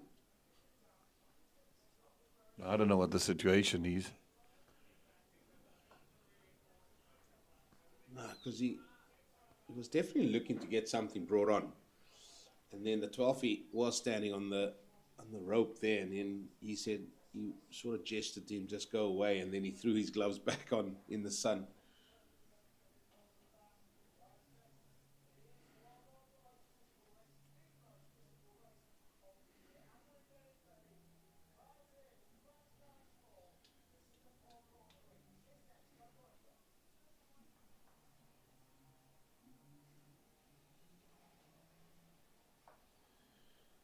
I guess the positives that Goldrush Boland can take from this, for sure, is they fight back with bat in hand.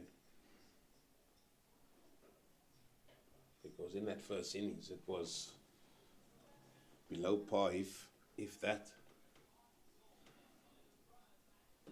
It just shows how you can't give a team a sniff in this format of the game. No, you can't.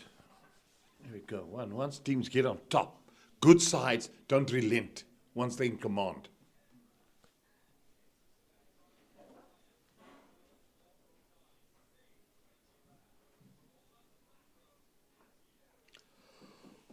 It's easy pickings. All you got to do is take 1-1. Gets easier as time goes by. The bowling side will thinking we need a wicket. The heads start dropping. Opportunity comes. Both you put it down.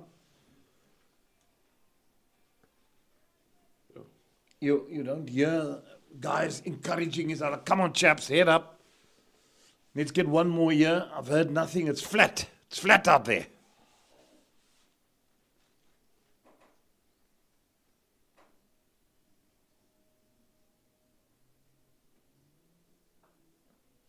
That's what made Bunter Barlow such a good captain in terms of cricket. He made things happen. When nothing was going on and you thought, the game's meandering, suddenly you'll see that spectacles. He'll take the ball, run in, get a wicket, and say to Big G, there we go again. Ricey was the same. They were very forward-thinking captains, made things happen, didn't wait for it to happen.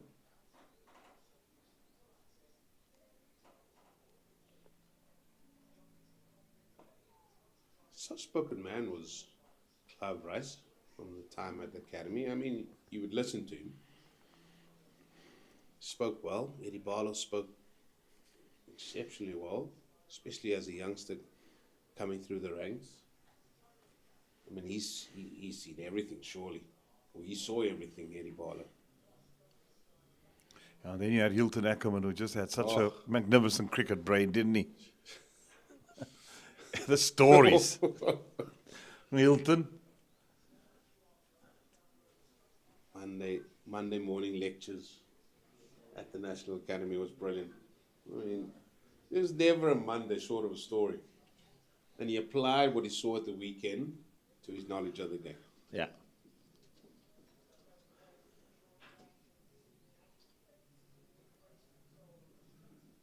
Now, HD is doing the same with his commentary career as well. So he was somewhere, I think he's in the States, I think. Lo and behold.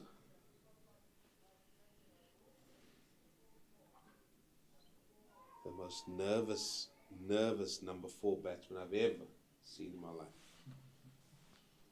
He'd be sitting there after Jacques Callis and he'd be biting his nails, doing all sorts, worrying. I'm like, why are you worrying? Jacques Callis is out there. He's just going to bat. Herschel Gibbs, Gary Kirsten, Jacques Callis, and then you had H.D. Ackham.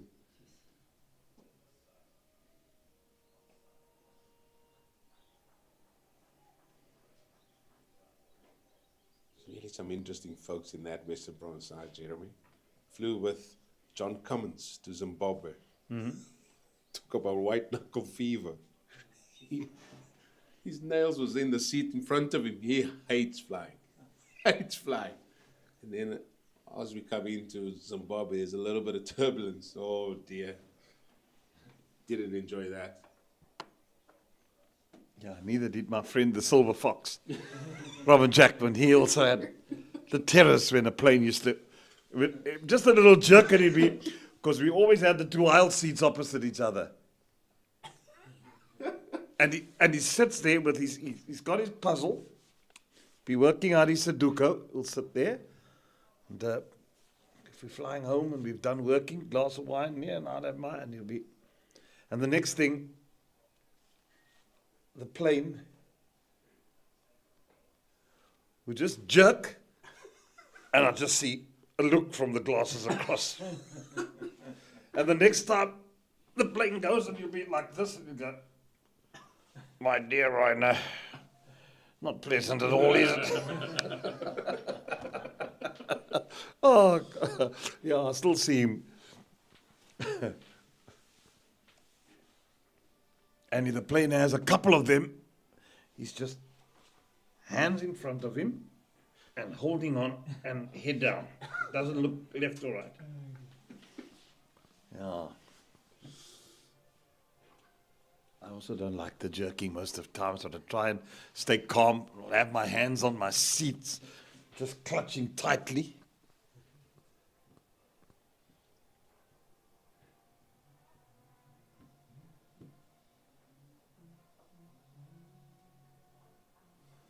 A woman once next to me, I was bleeding by the time she had, yeah, she clutched her nails right into me because of nervousness of the flight on the plane.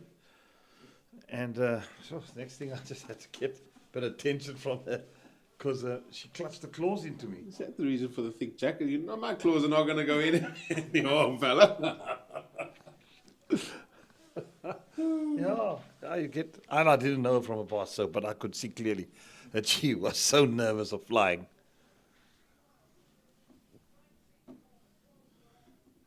Well, last ball before the drinks break. Cliffy Isaac has made his way from his dugout. So too has the 12th and 13th men of respective teams. That's why I easily get onto an aeroplane than when I get onto a boat. No, boats are not for me. That's what I'm saying. That's another run. Closer to their target.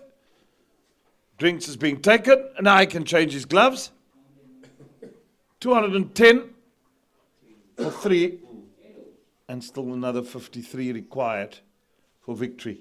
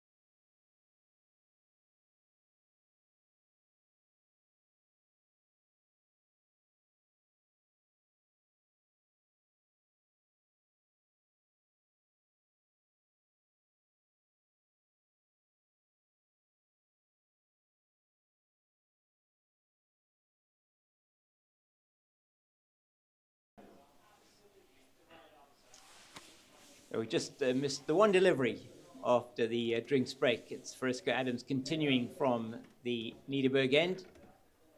And with just 53 runs to get with 7 wickets in hand, Dolphins here look like they're cruising to victory, Jeremy.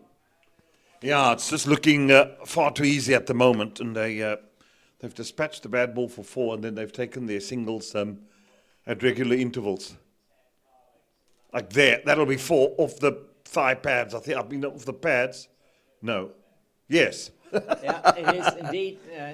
Umpire Sipolele Gaza not keeping us guessing there. And so often the umpires just tap the leg, don't they, when it first happens, to give the scorers the idea that they are going to give leg byes, and just a wayward delivery from Frisco Adams. And I think Akona Miyako had given that up long before it had got to the boundary. So under 50 needed now for the victory, and it's been all too easy. 58 runs in that hour and 5 minutes between lunch and drinks.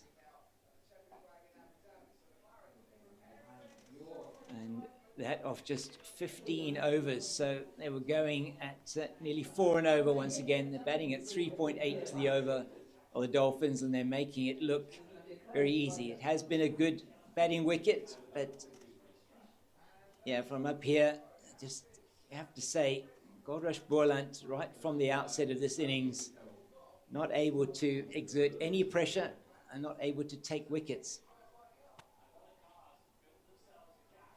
Gently excited.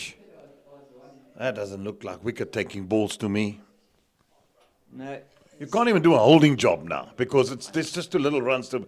You got to attack and take wickets. Yeah, if they get these runs in the next 30 minutes or they get them in an hour, it's doesn't matter, does it? It's about now trying to take wickets. So how are they going to do that?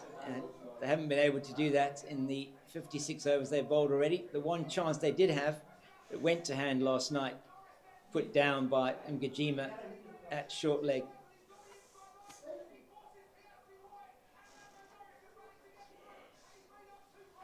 That is well played by Smith out into the offside.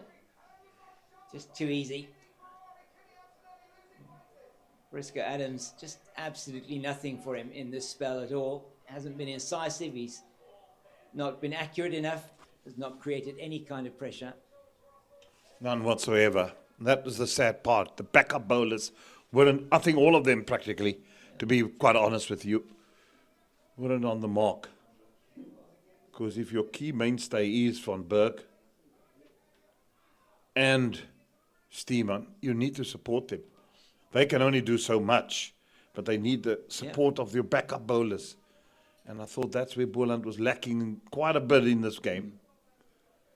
Look, they did very well with the bat yesterday to get into the position where they are. That you got to give them kudos for. But I still feel that with them having to chase 260, and we all knew it wasn't going to be easy, they should have done more to have curtailed these Dolphins. I still believe made it tough for them. Yeah. This game should have gone beyond T, I would say, on today, if they were make it hard, the strangle, the killing, the fielders in right position. So there's a few things that went wrong here.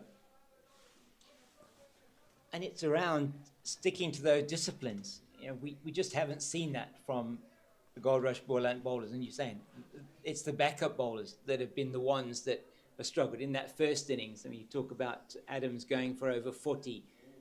We saw Ngajima going for over 50 in his 10 overs. So they've been conceding runs at between 4, 5, even 6 and over. Nyaka was in a similar from that point of view. So just no pressure at all being created. They're just not bowling in a channel. They're not bowling to a plan, it looks like, and where they have been asked to, they just haven't been able to execute on whatever plans they have been asked to bowl to. So Van Berg's going to be over the wicket now to Jason Smith. But dispensed with that leg stump line.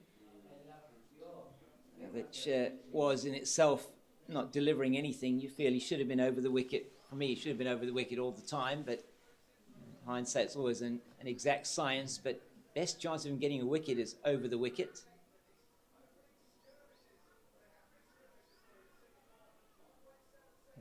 Just 47 to win. They missed a trick last night. You just feel that drop catch off du Toit was so crucial. Yeah, you'd have taken what was he on last night when he was dropped? Yeah, it was on 17, so he went on to make 60. It would have meant that they were 40 for 2 last night, and with the night watchman in already, maybe then you would have Jason Smith or Bryce Parsons may have come to the crease. They had another few overs there to bowl at him. They had in the 8th, they may have had an over left of the day's play. So you just feel that drop catch for me was almost deflated Goldrush Boland to the point where this morning they came out, they needed 9 wickets. Du Toit at the crease, he batted well in the second innings as well as he did in the first innings. And it would have been very different had they needed 8 wickets instead of 9. I mean, as it was, it batted well, only losing 2 wickets up until lunch and putting on 103 runs. So they leaked runs this morning as well. Well, another wicket down at Potchefstroom at the Eastville Northwest Dragons, needing 4 more wickets to win this one. 196 for 6. Keegan Peterston still there on 76. Andile Petlokwaya on 4. So Halim would have departed with his score well over 50. That's 50 up for Parsons. He's played nicely, hasn't he, James? He has. Really impressed with him. Good 45 in that first innings, and he'll be disappointed in the fact that how he got out in the first innings. He made up for that in the second. He's played a key role in getting his team to this victory. Not to forget, very important wicket that he took yesterday with the second new ball in his first over. Second ball, Gavin Kaplan was looking really good, got the edge, caught it slip, and that was really the catalyst for that Boland innings to keep losing wickets at regular intervals. You just felt that if Kaplan and Milan had carried on going, they put on 149, but if they'd have carried on going, you just felt then, probably Goldrush Boland would have been in a far better position than they did find themselves. It was a brilliant recovery, make no mistake, but Parsons played his role and goes to an excellently played 50.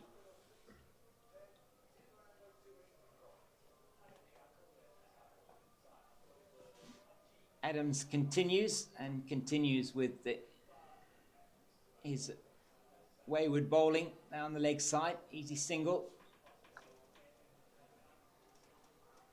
Just the 44 needed, and really can't compliment enough the approach followed by both du Toit and we've seen it from Parsons as well. Jason Smith's been excellent since he's come in.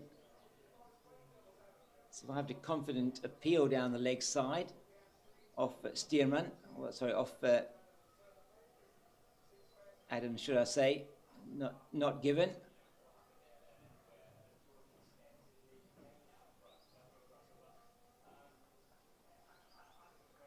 This partnership 79. When they lost the wicket of du Toit at 140, they still had 123 to win. And that could have been difficult had another wicket fallen then, but Jason Smith's been positive and Parsons just been excellent. He has not looked in any trouble whatsoever.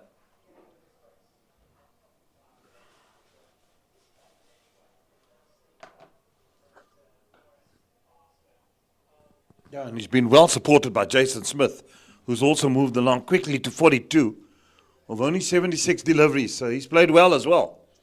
So these two are in, and they'll be saying to each other, we're going to be here at the end. The only way for Boland to claw back is to go bang, bang, bang. And then hope that there is more wickets that will tumble. Yeah, get some... jitters maybe. There's a button there, just press it. I must have opened it from here, sorry. They don't look like they're going to make a mistake, these two, and the wicket still playing very well. Again, it's the chances you look at, those half chances, perhaps the one that was in the air. Gavin Kaplan was on his heels a little bit off Jason Smith, the one that went through a vacant slip area off Sean van Berg, off Bryce Parsons.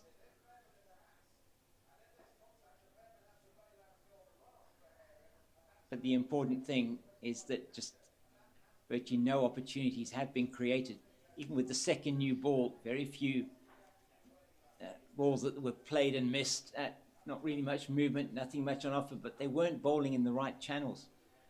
Nyaka last night, ineffective with the new ball. Those 10 overs were crucial. Set the Dolphins on their way, 49 for 1 overnight, batting at nearly 5 and over in the 10 overs last night, when what it called for was them to be accurate and to restrict the run rate.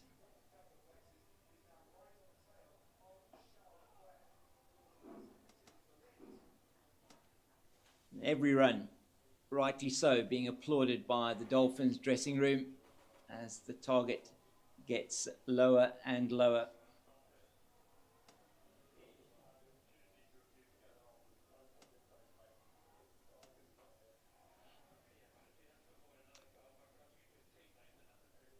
So elsewhere in the world, the Women's World Cup underway in India, and India are playing the match that everybody always talks about. In cricketing terms, this is a bit of a Goliath versus David, Indian women against Pakistan women. Pakistan women inserted India, but there is a rain break there. Indian women 154 for 4 after 34. So Pakistan not doing too badly there. And in terms of restricting India, that very strong batting lineup. And they've taken a couple of really key wickets. Jamima Rodriguez is still there, though. Flicks it on the leg side. Does he? Parsons for 1. They know enough time to their availability to get those 41 runs now required. Yeah. With still 7 wickets remaining. 222 for the loss of 3, and nothing to suggest that they are not going to get over the line here. It would be something of cataclysmic proportions if you are the Dolphins, if you were to lose it from here with 7 wickets in hand and all the time in the world to bat. So we said the surface for 4 days has just been absolutely magnificent. And make no mistake, I mean, there was something in it for the bowlers early on.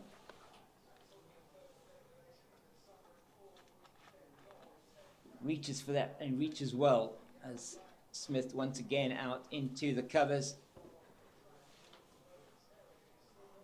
And it will be a very good opening round win for the Dolphins. Didn't take part in that first round of matches last week. They do have a match starting on Wednesday at home against the DP World Lions. And that's going to be a very interesting match as well. Matchup, the DP World Lions winning their first game. Looks like the Dolphins are going to win their first game. So, Goldrush Boland, probably with a very good win against the Titans last week. So 1 win and 1 defeat.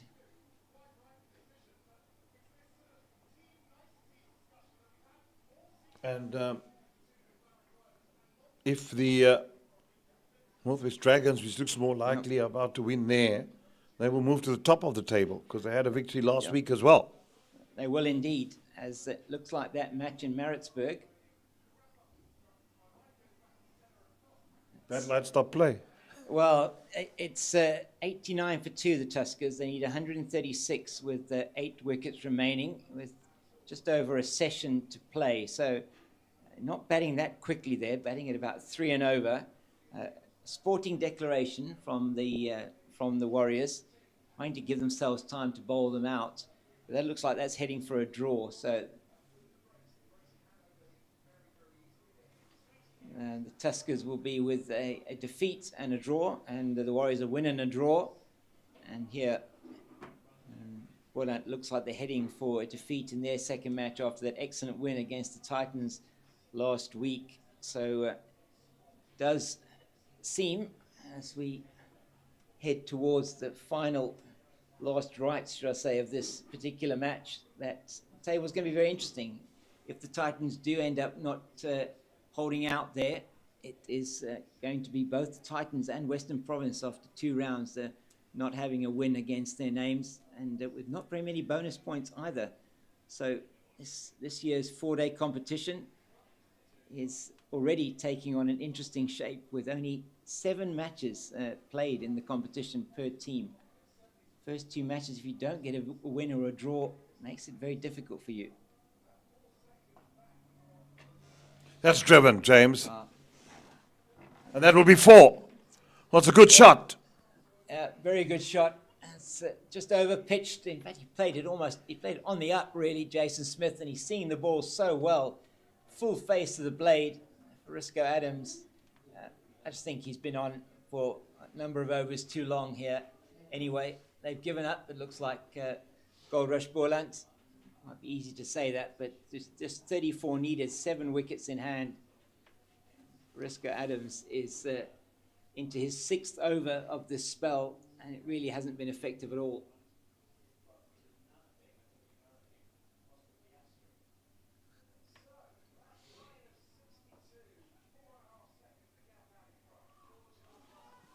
Oh dear, it's drama. 7 down. 8 down now. Could see her just given out. Wow. Oh, that is a huge wicket there. That Jade de Klerk, is it, that's bowling? I think that's a good signing for Northwest for me. Veon Libber, it is. Oh, Veon Libber. Got the wicket, yeah. The Jade de Klerk was bowling as well. Excellent from Northwest, and they'll take a huge haul of bonus points from this match if they get over the line there. Well, it certainly be. I'm sure 2 matches now, the Titans with that team, and they haven't won a game. They're on the brink of defeat.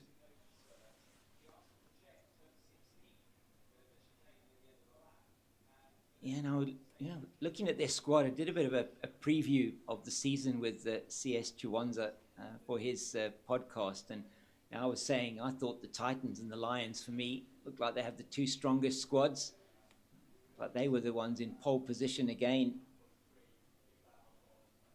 for this season. But certainly after the first 2 rounds, as Jason Smith goes to his 50, and very well played by Jason Smith as he gets the applause from his teammates in the dugout, and Smith goes to his 50 off 86 deliveries. He came in when he had lost his wicket, could have put the jitters among the batting lineup of the Dolphins, but he's batted really well, and these 2 put on 90 now for this 4th wicket. They're just 33 away from a very good victory.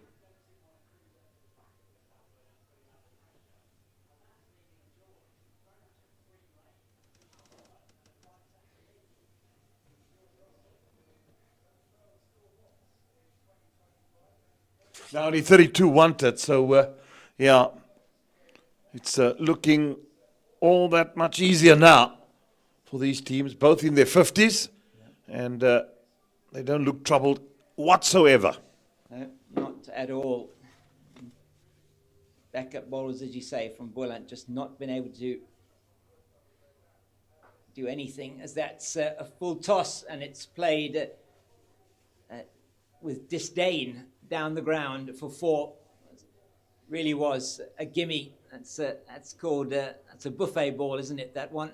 That's just eat all you can, as much as you like of that one, and he tucked into it most definitely, and that takes the required runs, should I say, under 30 now. One-way traffic, for the Dolphins. They'd be so happy to pick up the full 16 points here for victory, plus the bonus points. They got the full complement for bowling. That was 1, and I think 5 or 6 for batting. Yeah. So they definitely, you take 5 or 6 for batting, so 6, 11 and 26. So Gives them 27 points. they got 4.92. I did the calc. 4.92 for batting and 4 for bowling. So 8.92, say, plus that 16. So 20, good haul. yeah, it's a good haul of points. Boland picked up 25 last week. Yeah, and this week, though, just that poor first innings, they did get the 4 bowling bonus points, but only 1.12 for batting. So they'll just take 5.12 points. And after 2 matches, they'll be pretty much in mid-table.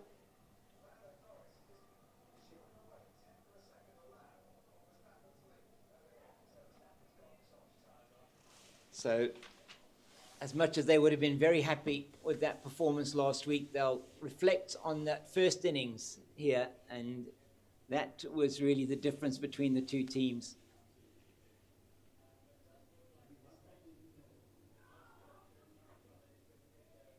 It's in the air through where Shortish Gully might have been. No danger, though, for Bryce Parsons. Is my bag still here? Probably for my pocket. Yeah. That's the worst thing about these cars. Yeah. It happened to me before. And thank you. Here before as well, yeah, thank you, man. And put the key out of my And Parsons, I think he deserves to be there at the end. Deserves to be the one that is going to potentially hit the winning runs here for the Dolphins.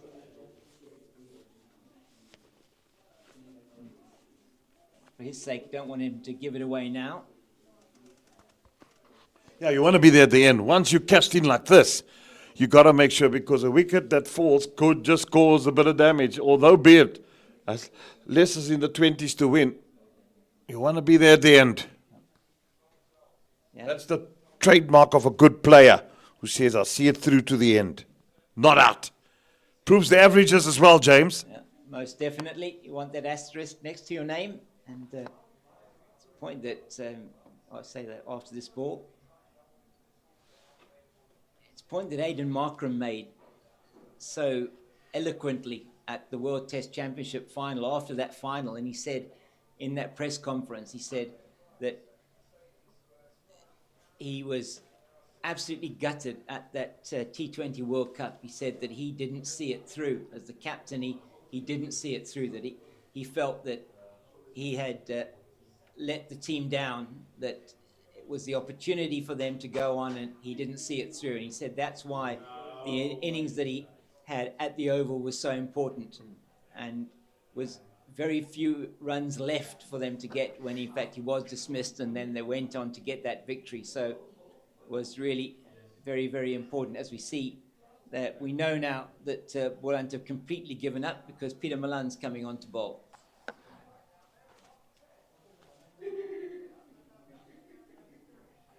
We're bowling is slow left armers from the Niederberg end.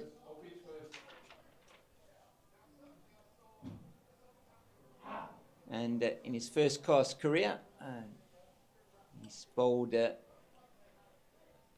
156 overs in his entire career of 200 matches, 202 matches. Got 20 wickets though, at 25.65. So, finding his off. I kid you not. I kid you not, James. LBW. No, he's caught. Oh, caught behind. Sorry. My goodness. Kid you Can not. you believe it? Can you believe it? The golden arm of Peter Malan.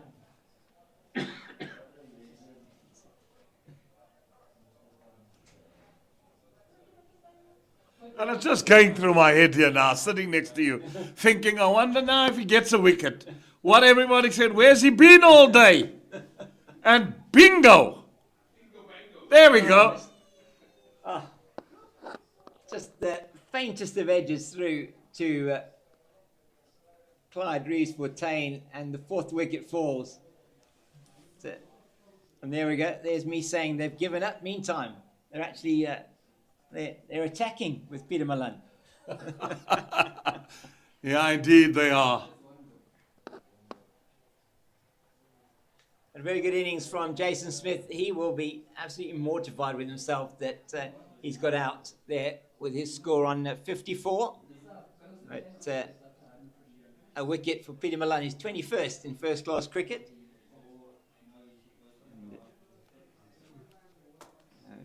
But a very good partnership. Batted for nearly 25 overs together for that 95 runs. And they've put their team within touching distance of the win here at Boland Park. So this is where, say, it's kind of what price a Peter Malan hat trick here. As Kaizondo takes the off-stump guard, which I don't blame him. But it's interesting now. I thought Malan, he's warming up here. He's bowling with his left arm, but he's bowling right arm off breaks. It's had me confused. Zondo also with an average of 32. Highest score of 203. That was against Western Province for the Dolphins. Yeah, and you would have thought perhaps that average would have been Yeah. higher. Man who's represented South Africa, middle order batter.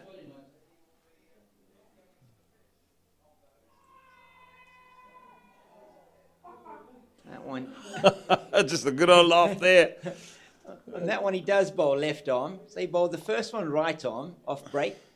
Bowled his second one left arm, orthodox spin. So we've got all kinds of tricks here from Peter Malan.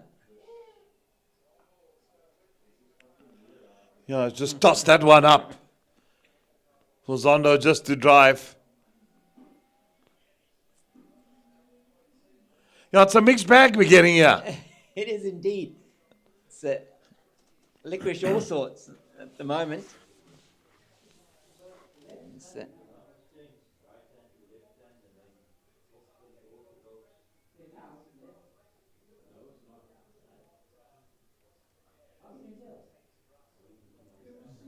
Cut away. Von Berg out in the deep, and 26 now needed. Give some Eugene some after this over to Yeah. to come and take us to the end. Yeah, and Golden Arm Malan is away from us now. Easily tucked into the leg side, so it's just this has been a fascinating over. My goodness, Peter Malan coming on, and he's given us the whole repertoire: off break, slow left armers as well. Just needs to come from his long run up. Oh, that's an absolute full toss. That he's just played that too long on for one. I think Bryce Parsons did really well there to rein himself in, because could so easily have done what Sepang Ditole did and just put that one in the air, trying to play it over the boundary. But takes the single. And Jeremy, thank you very much. I think this is for the last time today. And in this match, it's been really good to be with you on comms, as always. Always wonderful to be with the Rhino. And it's going to be, for the final session of this match, no doubt, going to be Eugene Molion that joins me as... I left that to you. Well, greeted with excitement when they saw Peter Malan take the ball. I can't believe it, yeah. Jeremy Frederik started writing in his book. Didn't know what to write when he saw the first ball. Then saw the second ball, still didn't know what to write. Frikkie, our analyst, he has to click away because he needs to say right arm, left arm, round the wicket. He didn't know what to do. And then wickets started tumbling there at Potch. Yes, they did indeed. What did I leave you guys with here? Sure, yes, the wickets of Diane Gilliam and Gerald Coetzee in Potch, so they're 8 down there, are the Titans. And here, it's just 22 needed. Kajima's into Parsons. I would have loved that urgency. Would have loved to see this urgency early on. Now we're seeing a little bit more. Slip, man on the drive. Not easy to just poke it on the offside and run one.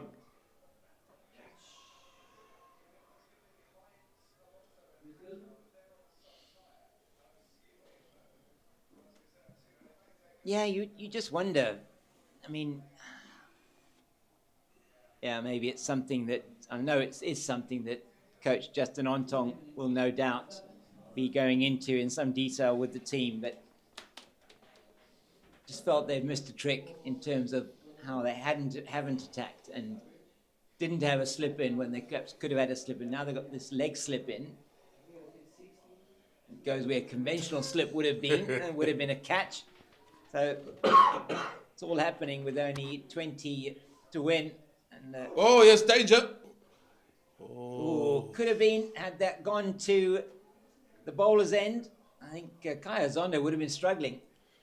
Well, he thought it was just 2 and that's it. Bryce Parsons was having none of that. And just a half decent throw from Stearman to Clyde Reese for 10. And then in turn, he could have get the ball to the bowler's end. But it's safely through. Just 18 now needed for what is an almost inevitable victory for the men from Durban. They'll deserve it, Eugene. It's been a very good display from them. They made the most of Boland's batting woes in the first innings. And it really was the men from Goldrush Boland, having decided to bat first, that were put to the sword. They themselves contributed to their own downfall there in what you feel was the defining moments of this particular match.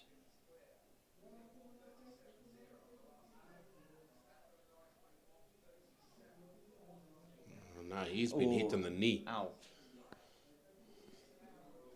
But it was, if we reflect on that first innings, we know they did very well in their second knock to get 452, but it was just a bridge too far for them in the end. They would have needed to have scored probably well over 500, needed to get the lead up and set them over 300 to win in the final innings. Well, they were on course to do that. They were, yes. They were really on course to do that. They were on course to bat that entire day. Yeah. And then they lost wickets. And that gave the ascendancy back to Dolphins. And that's something that they will look at. And, yeah, yes, we spoke long and hard about that first innings. It wasn't great.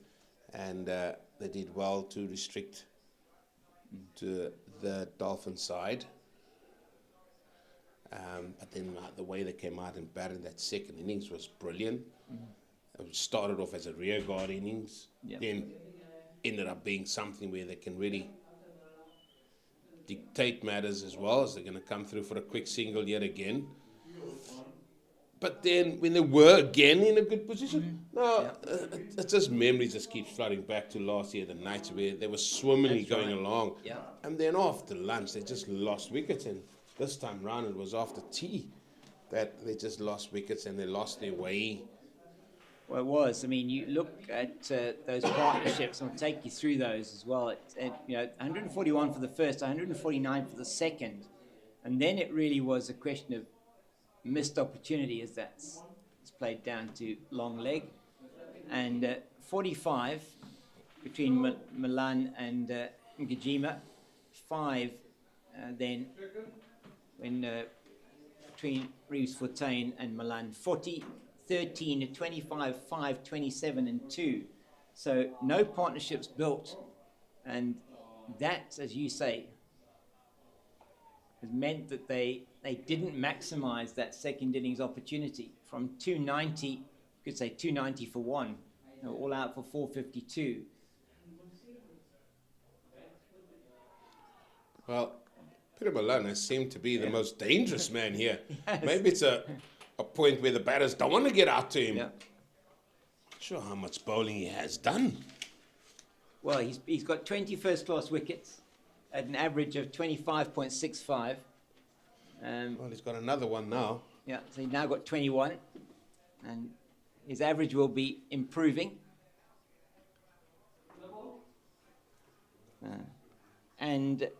Well, I wonder if that's a no ball for not telling the umpire what his action's going to be.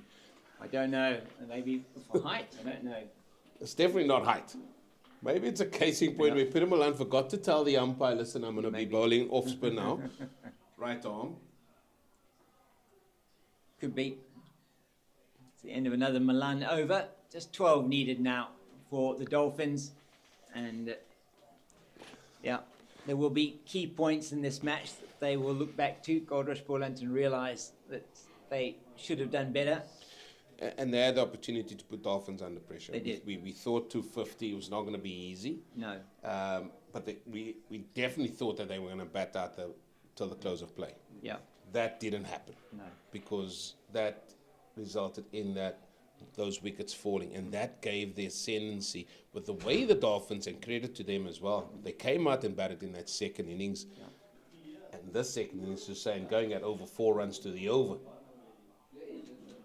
And they never let up. No, I mean, it goes back to the point, once again, if you do look at the contributions as well in that second innings, it's the top 3 once again for Goldrush, Boland that have been the ones to dominate and to make the most runs. 157 for Boland, 67 for Willison, and 67 for Kaplan. And nobody else getting more than 26. And that's, again, not good enough. We spoke about the bowling, Stearman and von Berg being the men that really got the wickets, the ones that have been most dangerous, and just the backup bowlers not getting the backup batters. Chance.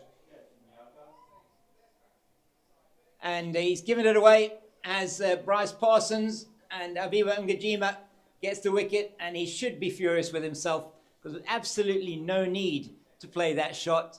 And he doesn't get all of it. He goes down the wicket, and he has given it away right at the end. A good catch by Mnyaka. That one was in the air for quite some time.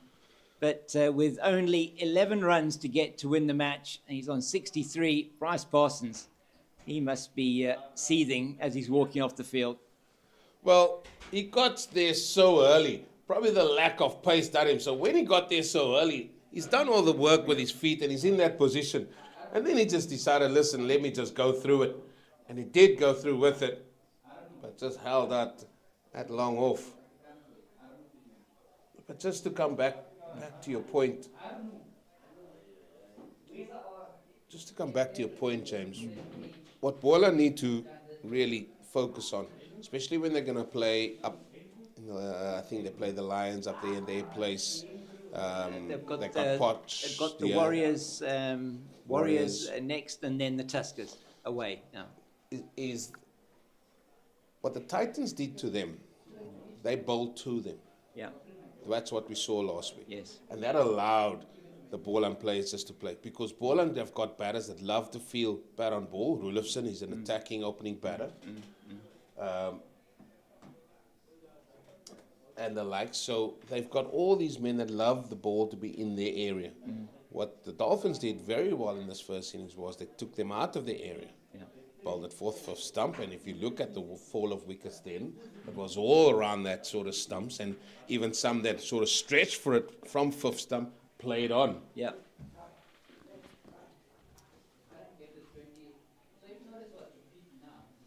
Yeah, so it's very much, as you say, Eugene, it just didn't give them anything in their zones. And then they went looking for it, did the Goldrush Boland batters, and the top 3 failed. And that then made it just that more difficult for the others. But application, the lack of application down the order, you have got a long batting order. It was only Leon Buerta, I mean, who showed the application, 45 not out, top scorer in that innings, that just showed that the way that they should have been batting. And then in the second innings, he gave it away as well, which was, again, disappointing. Yeah, pulling, not in a great position. It was an ours yet again, but I think the urgency is gone. This should have happened. This should have happened in the first hour. The urgency that we're seeing here for wickets. And if that so be it, they were never going to restrict the Dolphins from scoring the amount of runs for the whole day. No, you're right. They had to get the wickets. And the way they've gone about their attack in the second innings would be something they would need to look at, analyse and say exactly where did they go wrong, how are they going to make sure that doesn't happen again in this season. Yeah, 100%. But the first ball, protocol, I think, for Justin Ontang and co would be who the supportive act with the ball.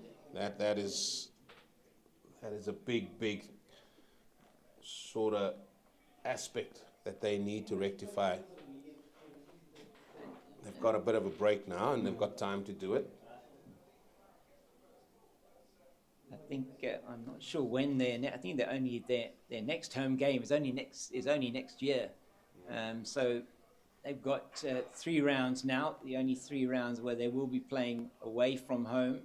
There's a game happening in early December, and then 2 more matches in October.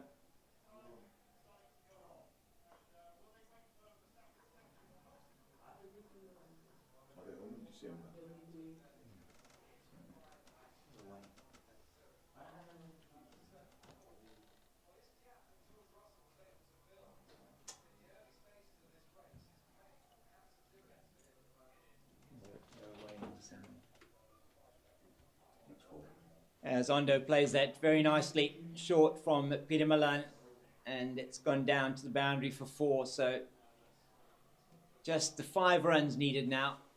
And it's easy enough for Kaya Zondo there. And 5 runs needed. It'll be just the 5 wickets down for them.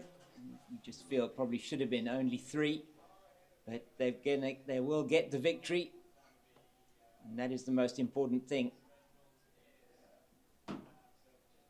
Good haul for them of points here. 16 for the win, 8.92. They'll be getting for the 4.92 for batting, 4 for bowling. Boland will go away with just 5.12 points to add to their haul that they got, a big haul that they got in that first match. So they'll be in mid-table.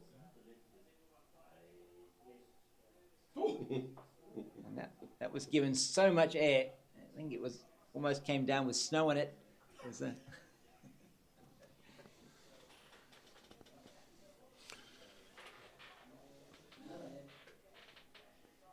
Hannafilian's going to hit this over the boundary for 6.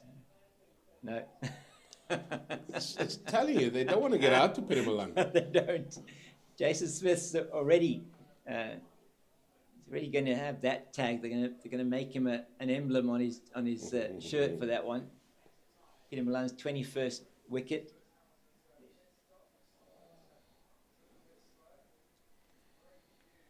The end of another Milan over, and that's 2:59 for 5. Just 4 needed now for the Dolphins to return to Durban for that match against the DP World Lions in this coming week. Starts a Wednesday start for that match, so very quick turnaround for them. Just a couple of days between this match and the game there in Durban. And will be one you feel is also going to be an important one. Both teams having come off a win.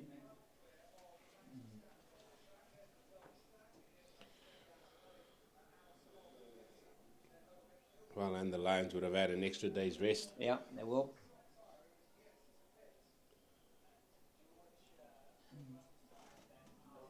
That batting lineup of the Lions bat exceptionally deep. Good hundreds there for Mitch van Buren and Connor Esterhuizen. Esterhuizen's highest score in first-class cricket.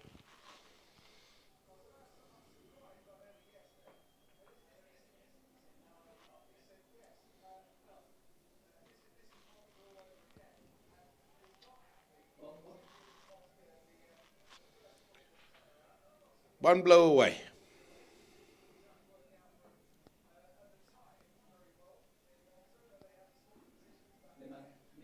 This is a time that you just want that red inker. Yeah, you do. It's all as bad as one. Yeah.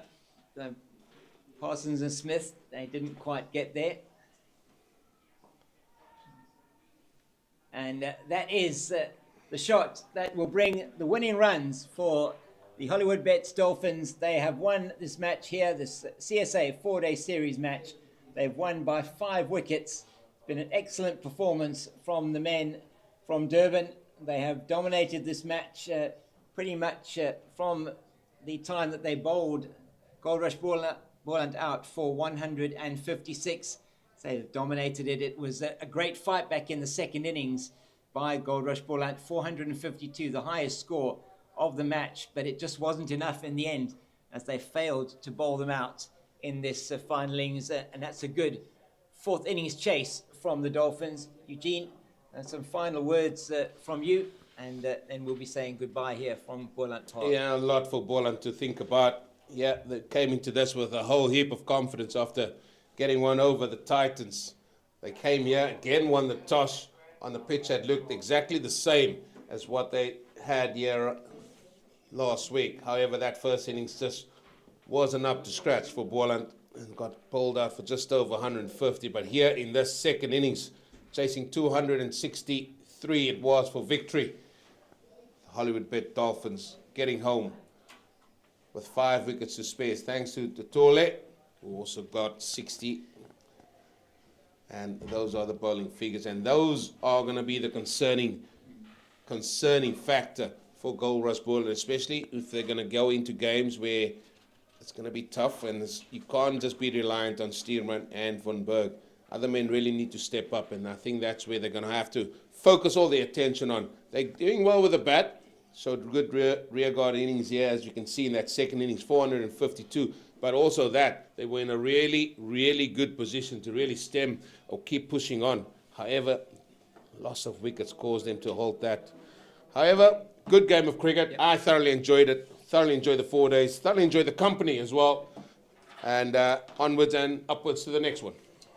Thank you so much, Eugene. It has been a wonderful 4 days, as you say, and from the whole team here, Pitch Vision team, from Bandile and his team here. I just want to say thank you to them, and thank you to CSA for the broadcast here, and to Boland Cricket once again for their hospitality. Always excellent to be here. Thanks to James Fortain, CEO, and his team here at Boland Cricket. And we'll be back with you probably only in the new year for another match, 4-day match from here. And just to say thank you once again from myself, James King, Jeremy Fredericks, and Eugene Merlion. And until then, goodbye.